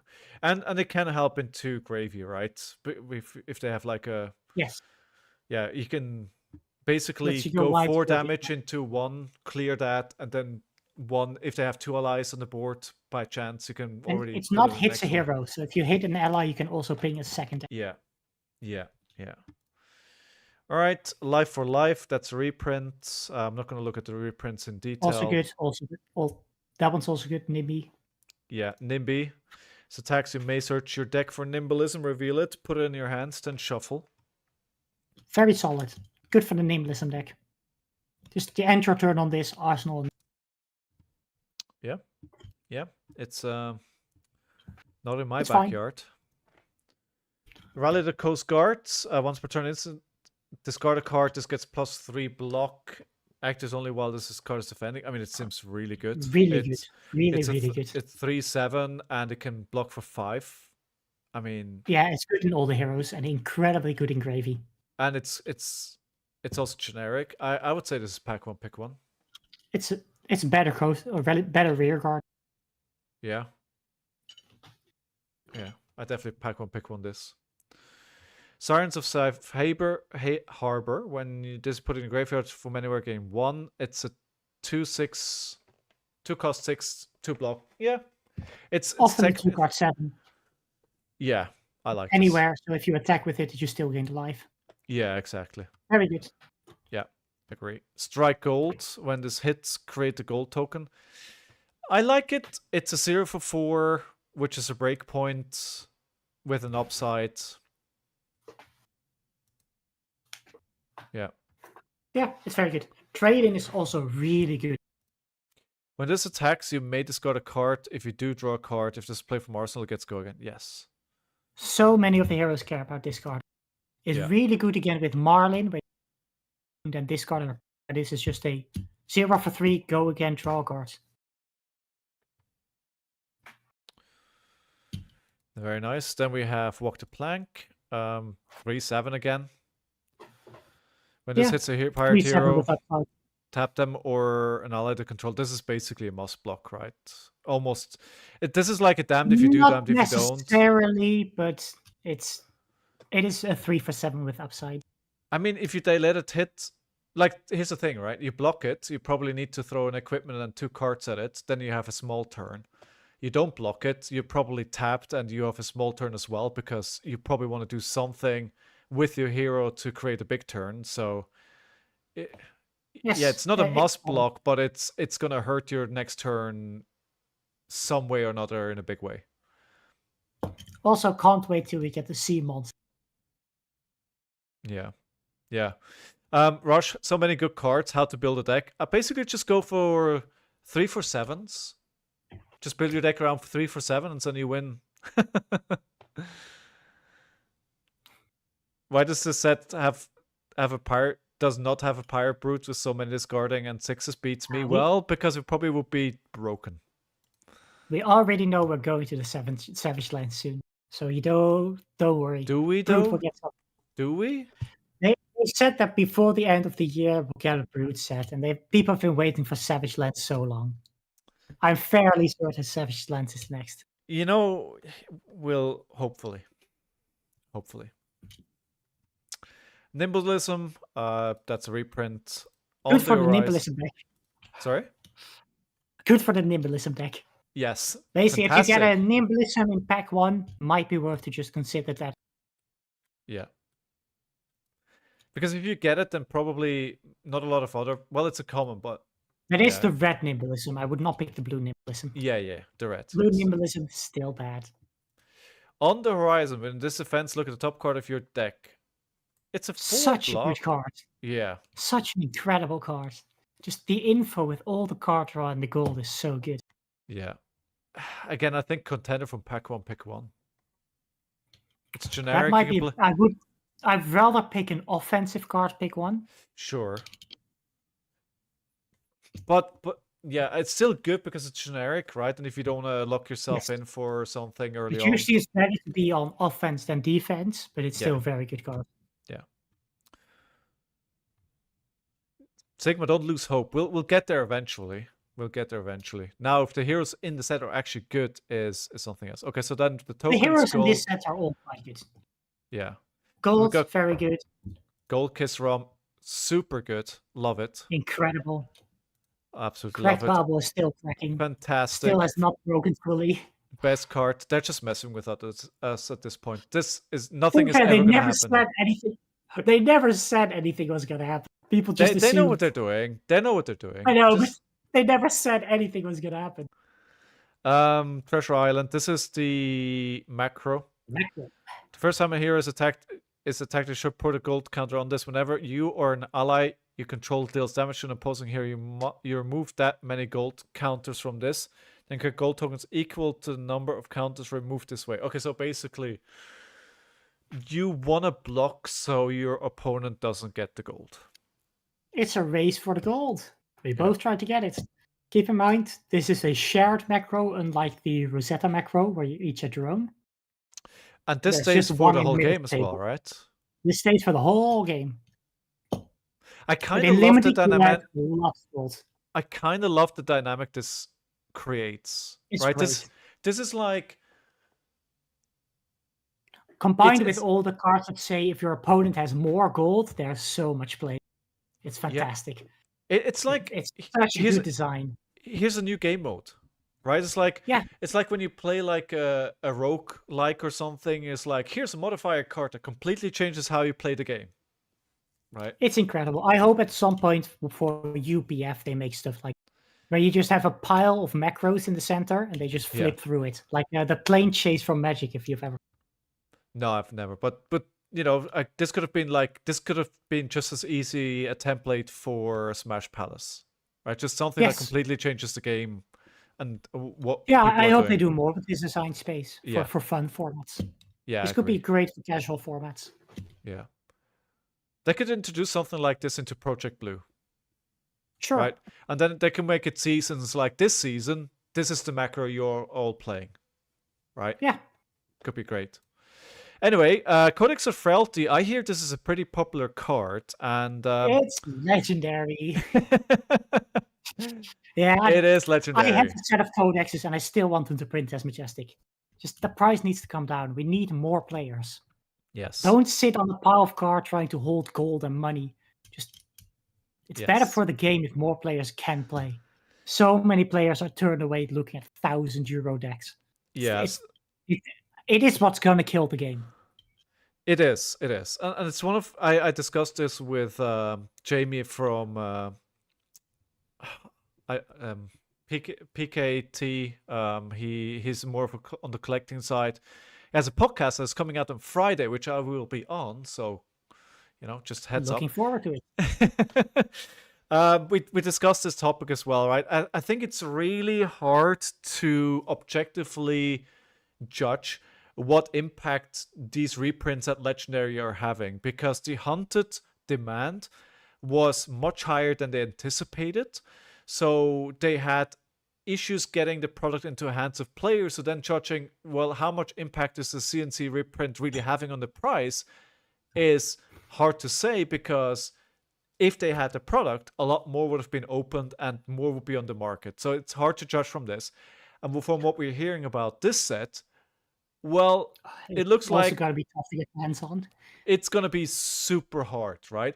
And you Yes. can't judge the impact of this reprint on the market with a set that has what it looks like going to have a lot of issues with people getting their hands on it.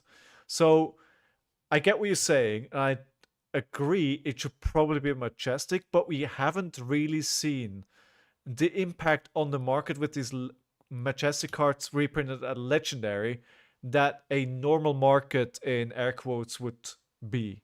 I will say the impact is just not that low. Even if you look back to the Tunic, the price is back to where it was before. Yeah. And that was a Legendary reprinted as Legendary. You Yeah. need 3 of these. Yeah. And I will That's say, fair. even if they've heard the feedback, this set was already printed by the time the Hunted was released. Yeah, no, absolutely. So Absolutely. for feedback to take effect, that will take 2 sets from now. No, absolutely. Yeah. They're like 1.5 years ahead, I think. That's what they said. Yes. Well, not with what every single card, but where they're designing. No, keep it expensive. Not everybody is a whale like you, Sigma. Time for History Pack 3. I would love like an archive pack kind of product available in more languages than Japanese. I think that would help a lot. Yes. Also, one of the things the Japanese also have. There have been some print issues there too, where a lot of the Japanese packs are just not being printed enough. Yeah. Anyway, good card. Undercover acquisition, stealth, assassin action. When this hits a hero, steal an item they control. Good card. Yeah. It's just not a stealth card. The upside is quite useful. Yeah. And like I said earlier, the game control is very useful because assassins will steal your cards. Yeah. Yeah. It's just like so they remind you don't actually steal their real cards. Yeah. Then we go to Bam Bam, the brute action. Funny story. Somebody I know from our local scene, they pitched card design like 2 years ago, and they called their card Bam Bam as well. It's a very brute name. I don't think Brute needed more item destruction. They already have so much. Why did Brute have like 5 item destruction cards? Well, yeah, I don't know. I don't know. It really didn't need it. I do like this in a club build, and I've been thinking It's for the last. It's a good card, but they didn't need more of them. Yeah, the nice thing in club is that it's an instant, right? Which is really, really good. Yes, so for you can club them. it is another intimidate. Yeah. And the question is, I mean, I'd love to play Club Reiner. Is it going to be viable? It really depends which way the meta goes. I'd think err it on will the side take of no, but I think it will take a few weeks for people to figure out what the new heroes do. I think after US Nets we will see. yeah, That's the big show off now. yeah, we'll probably need a week more or so to solidify, but we'll see. Give me that Cerebellum. Cerebellum is pretty cheap though, Herald. I think it just wants to break it with Bam Bam. Oh, yeah, that fair. But again, we have 2 cards that already does it: Arc Smash and Smashing Performance. Like, sure, I'll take one more, but honestly, Brute also has so many 3 blocks. Mechs, which have mostly dealt with items so far, you just fatigue them. It just doesn't matter. Anyway, how you doing, Mitch?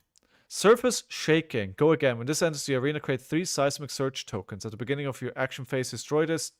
Then you may put up to X cards from your hand on the bottom of your decks, where X is the number of Seismic Surge tokens you control. Draw cards equal to the number of cards put at the bottom of this.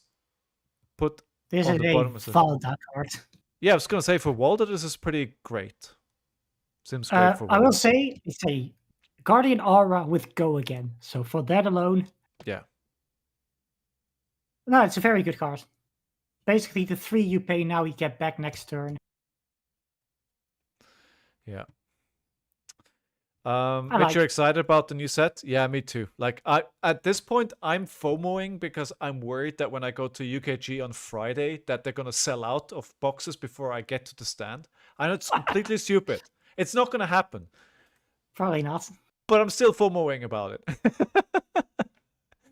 I told my partner, I was like, first thing that I need to do when we go to in the door on Friday morning is like, I'm making a beeline to the LSS stand.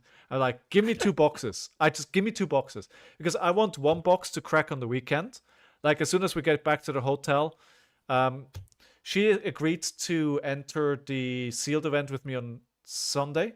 So we're gonna play some sealed, so I can teach her about the new heroes and all that. And obviously I'm bringing 1 box back, so we can open that on stream, because I'm not going to get my case probably until the Friday of next week. So I'm going to make sure we can open some packs. They can start shipping the Friday of release, so they can only start shipping it on Friday. Get it Saturday. Yeah, yeah, but my LCS is doing another pre-release on that Friday. Okay, yeah, then you can pick it up on the day. Exactly. Preach Modesty. This is a ninja card. This enters the arena with a balance counter at the beginning of your action phase. Destroy this unless you remove a balance counter from it. Heroes' abilities can't create cards. I don't know where this slots in. It's good. It's quite good against specific decks, but I don't see a current ninja that would play it. Yeah. Also, I think it's either Benji or Katsu with that old guy from Wax On, Wax Off. Yes, absolutely. Yeah. I don't know which one of the two it is for Benji or Katsu. I love the art. Like, I love the art. It's great art. The red moon, the mountains. Yeah, it's very flavorful. I'm gonna get a 3 off anyway, but yeah, it's like it could be good eventually. And yes, Mitch, I think Undercover Acquisition is good. We have 2 pre-release this weekend and 1 next Thursday. Nice. Yeah, if you want a lot of cards, then you gotta go to the pre-releases. I got 1 pre-release this Sunday.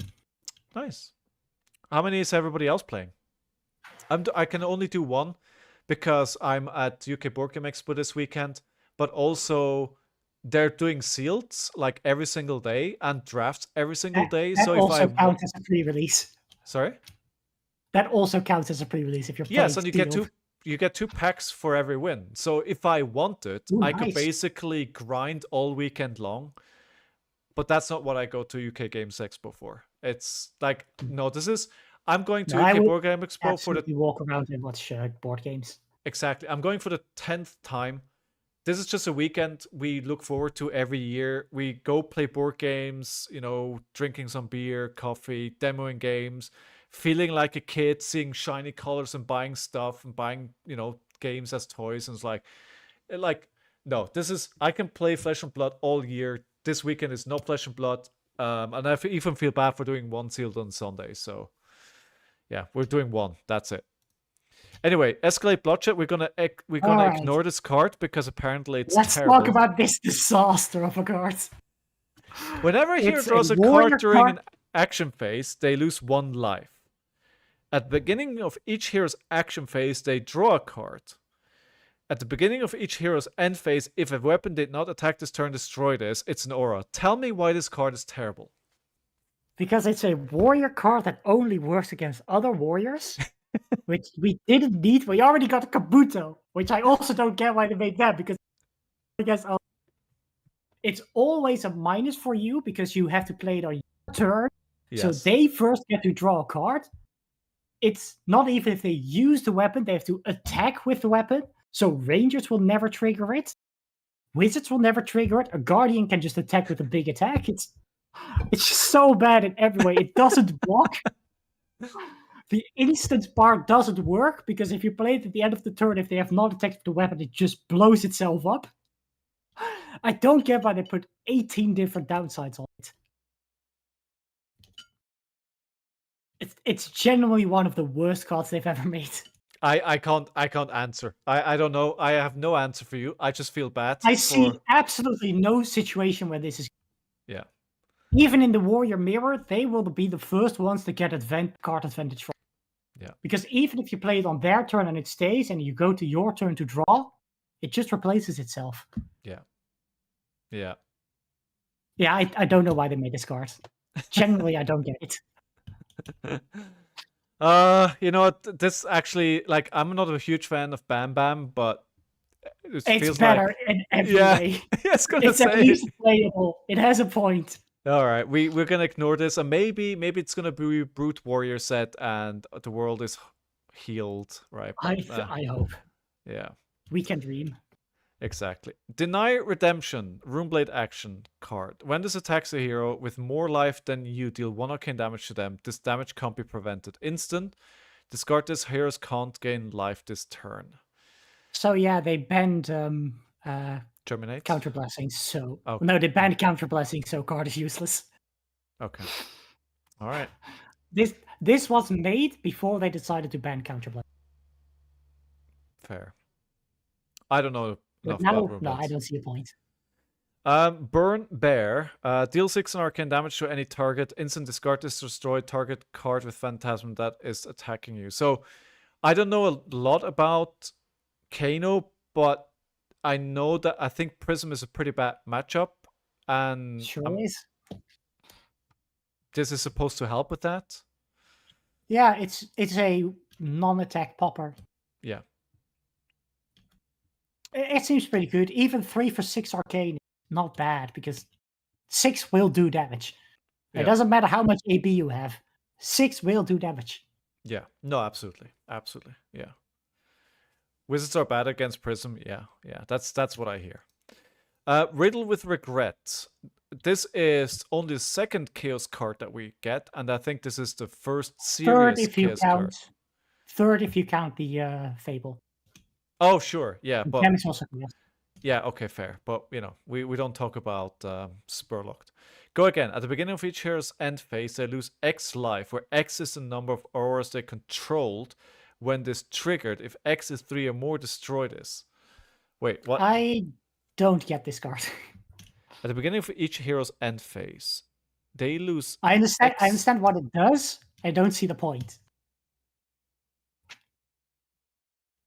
I wonder if Chaos is just some weird stuff that they thought of, and they're like, this is never going to work. This is not going to do anything. So let's just make it Chaos. Even into Prism, this is going to do what? 3-4 damage, and then it blows itself up.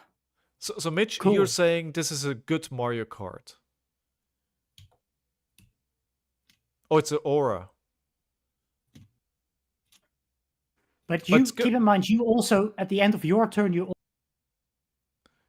Yeah. So they need to have like 5 auras. Yeah, but it's loss of life, not damage, so it would not blow up war allies, right? No. But I guess it's good into Prism again, right? At least that's what Mitch is saying. Unpreventable damage. You only need to make. You only need 2 auras on the opponent's turn to make it worth it. Yeah, but they need to have exactly 2 auras. If they have 3, it just does 3 damage and goes poof.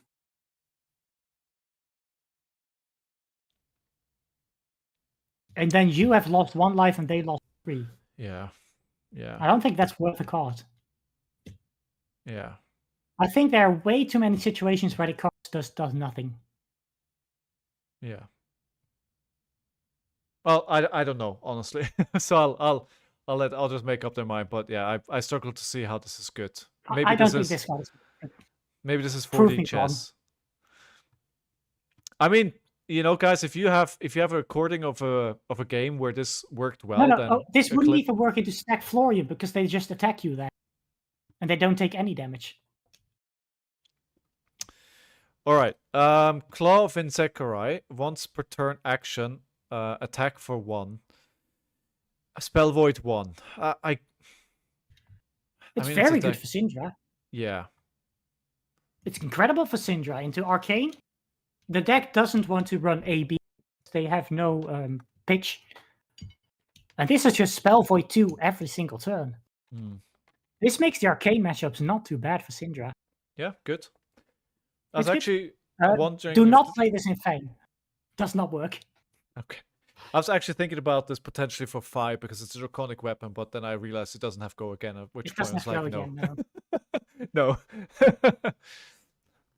Rush is telling you to drink. Have done. All right. It turned the card. I was already turning my head.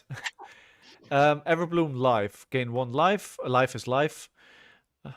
Choose an action card in the graveyard with cost less than total life you've gained this turn. Put it on the bottom of its owner's deck again. That seems pretty good. I don't know. It's Consigned fine. to There's nothing. Yeah, consigned to Cosmos and Shock, deal 1 arcane damage as Shock, banish X instant and or honor cards from your any graveyard, where X is the amount of arcane damage you've dealt this turn. Yeah, this is another one where, oops, we banned counter blessings. Yeah, I was gonna say, like, this But doesn't make any good. sense. It's still good.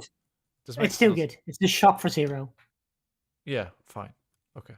Because when you play this, you have played 2 lightning cards, user stick. Okay. So just for the instant, you would actually go for it. Yep. You still play it. All right. Herald of Sekhem. Before we say anything else, this card art is amazing. Why do they keep giving illusionists like this beautiful? Also, stylus it's a art? great These Nuts joke. Okay. Why? When this Second attacks. These Nuts. Oh, sure. Sure. Sure. Sure. When this attacks, you may put a yellow card from your hand into your soul. If you do, deal 2 arcane damage to any target. I mean, it's I 2 think for it's 7. probably- It's good. 2 for 9. Yeah, it's good. It's a good card. It's also good into decks that have a lot of poppers. Yeah. So you just get that little bit of soul at some point. Disgusting. I mean, It's pretty good. you know, I've always been wondering how much more we need for Prism to be pushed to OP and her going speedrunning to a You know level. they love Prism. She had a bad weapon for 1 set. That Yeah. I feel like she's always there on the fringes and like a bit of their favorite. I think the problem is you don't have that much space for red cards, right? True. Like I you think don't. this one is quite good. Yeah, but it replaces one of the others, right? All right, good. Arcane compliance. Until the end of turn, effects can't increase arcane damage that the target action card on the stack would deal. So this is. I mean, it's good. Yeah, exactly. It's if you think Kano is a problem in your meta or Yep. Amp, this works for Amp as well, right? Yes, anything. So basically, you could also sideboard it into Verdance, right? Where she goes for the combo at the end with like a crap Yeah, ton of. if she amps 20 on the stick and you just say no. Yeah. Good. Then why are these? These are the marvels from the art. So in the okay. Armory deck, the normal versions are, and we got the Marvels expansion slots. All We right. got the same last time with the Arachne Marvels from the older Arachnes. Okay. So we already talked about Anka. We already talked about Oyston. So let's talk about I don't think we talked Sawbones. about Oyston. We talked about Anka, but not Oyston. Oyston. Attack. When this dies, create a gold token. It's one of the better allies. Yeah, I kind of like it. It's like 3 for 1, sure. It's 0 cost. It's 0. Yeah. Yeah, it's a 0 attack for 3. Get a gold back always. What rarity is it? Common, rare? Doesn't matter. It's in the Armory deck. You get 3 of them. Okay, fine. Okay. I think it's Majestic, but Armory deck Majestics could just about been common if they're exclusive to the Armory deck. Unless they only give you 2. Unless they give you... Yeah, but if you get 3 in the Armory deck, it's rarity doesn't matter. That's the funniest thing when the deck list came out and people realized that Call to the Grave? Call to the Grave? Yeah, you get one. There's like I'm one-off happy I bought copy. the foil. I'm happy I bought the foil versions instead of the normal. Yeah, it's like suddenly you see this one-off sales everywhere. Yes.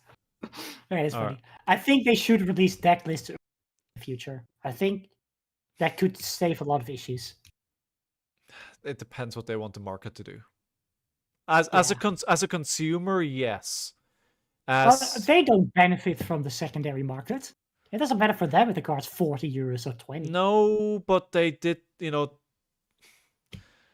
collectors, they do care about the market. They do care. It is an aspect that they care about, even if they don't benefit from it but directly. they don't benefit from people not knowing and then all of a sudden know. If it's already in the deck, it doesn't matter. Just tell it early. Sure. It That's also fair. helps with a bunch of these errata issues where people, if they see it earlier, they can issue issues earlier. Yeah. All right, Sawbones, last card, Dockhand. Action, pay 1, attack, instant. Next time you or a pirate you control would be dealt damage this turn, prevent 1 of that damage. Also, very good. It's 2 resources, so from a single blue you can play this for 2 and then attack for 1. 6 damage. Seems Very pretty solid. good. 2 for 6 is always good. Yeah, And the good. prevent 1 damage can always be a bit tricky. Yeah. Where they always have to over damage it. Yeah. Cool. That's the end. It took longer than I thought, but There it was are pretty great. There are 2 more cards in the Armory deck. That are not in the main set. Okay, let's take them while we're here. They are both called the loot cards. There are 2 blues. They should be somewhere at the bottom of the page. Oh, and the equipment. Yes, we determined that the boots are crap. The helmet is quite good. Saltwater Death. When this defends, you may discard a card with what you grave. You do the yeah, sounds good. Sounds good. It's basically just draw a card. Yeah, it was what he wants. And discard, right? So feed the graveyard. Graven should... Okay, corpse.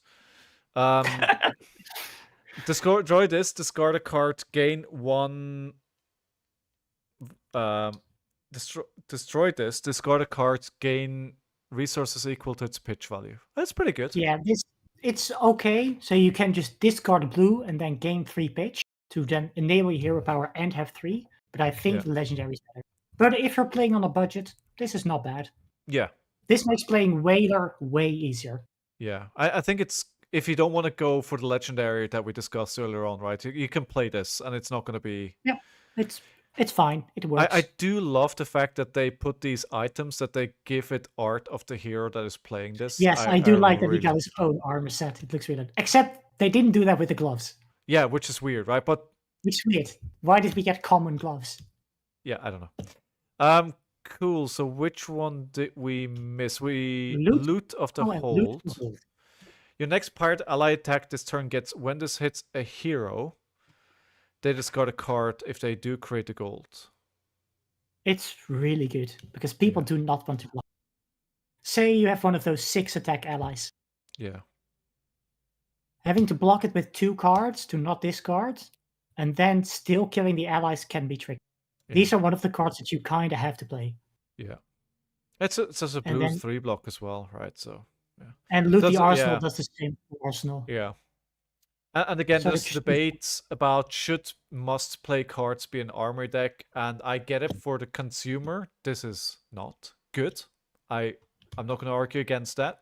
There However, are quite a lot of them in this. if I'm set. LSS, I understand. Like, I want to sell both products, right? So, it's like, is it a consumer-friendly practice? No. Do I understand I it would be because happy I if want to they make at money? some point print them outside of it. Yeah. Where they should at some point start reprinting these exclusive cards. Yeah. Because I think this could be a long-term issue.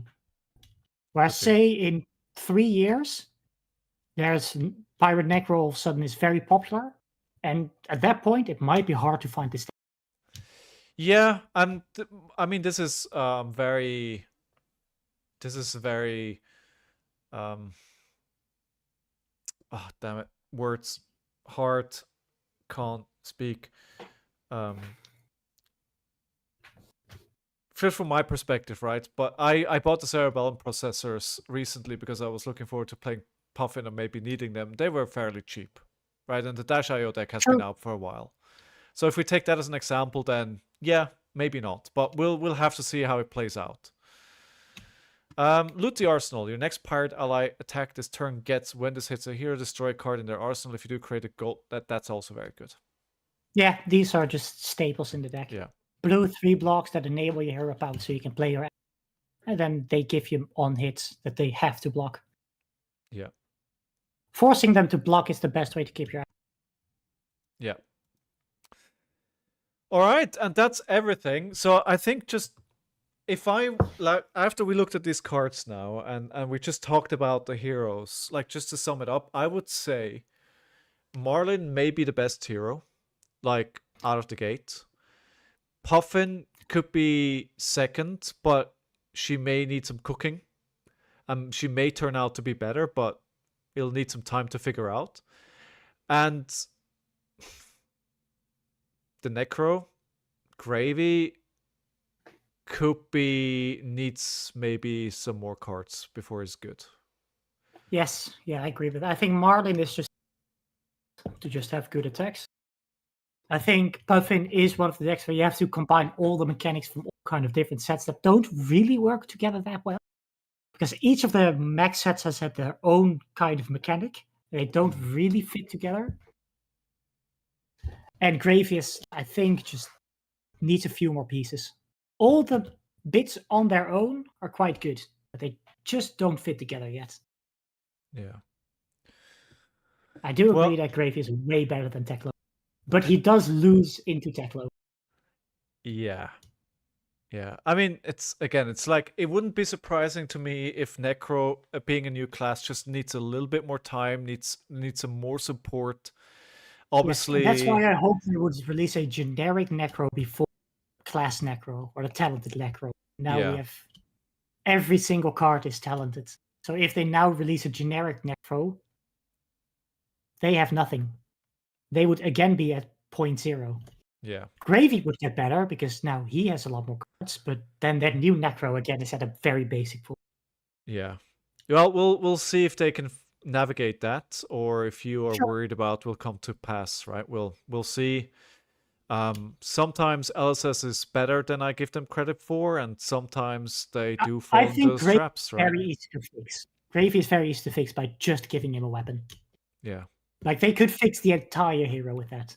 So I'm not too worried about it. If they see this hero sees no play, I'm sure we will get its card within the year.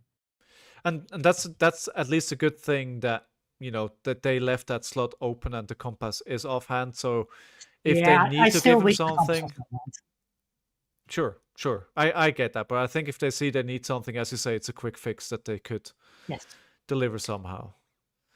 Well, yeah, this was awesome. Thank you for having me. No, thank you for coming on and helping me understand the set. I definitely know much more about it now than I did before. It'll help me go into the next weeks and preparing for the new season, because we'll probably see some of these cards in play, if not the heroes, and I'll be much better understanding the new heroes we'll see so much on Tyler Shard the first week. Oh yeah, everybody's practicing for nats. Everybody's definitely US nats, and new heroes are just popular.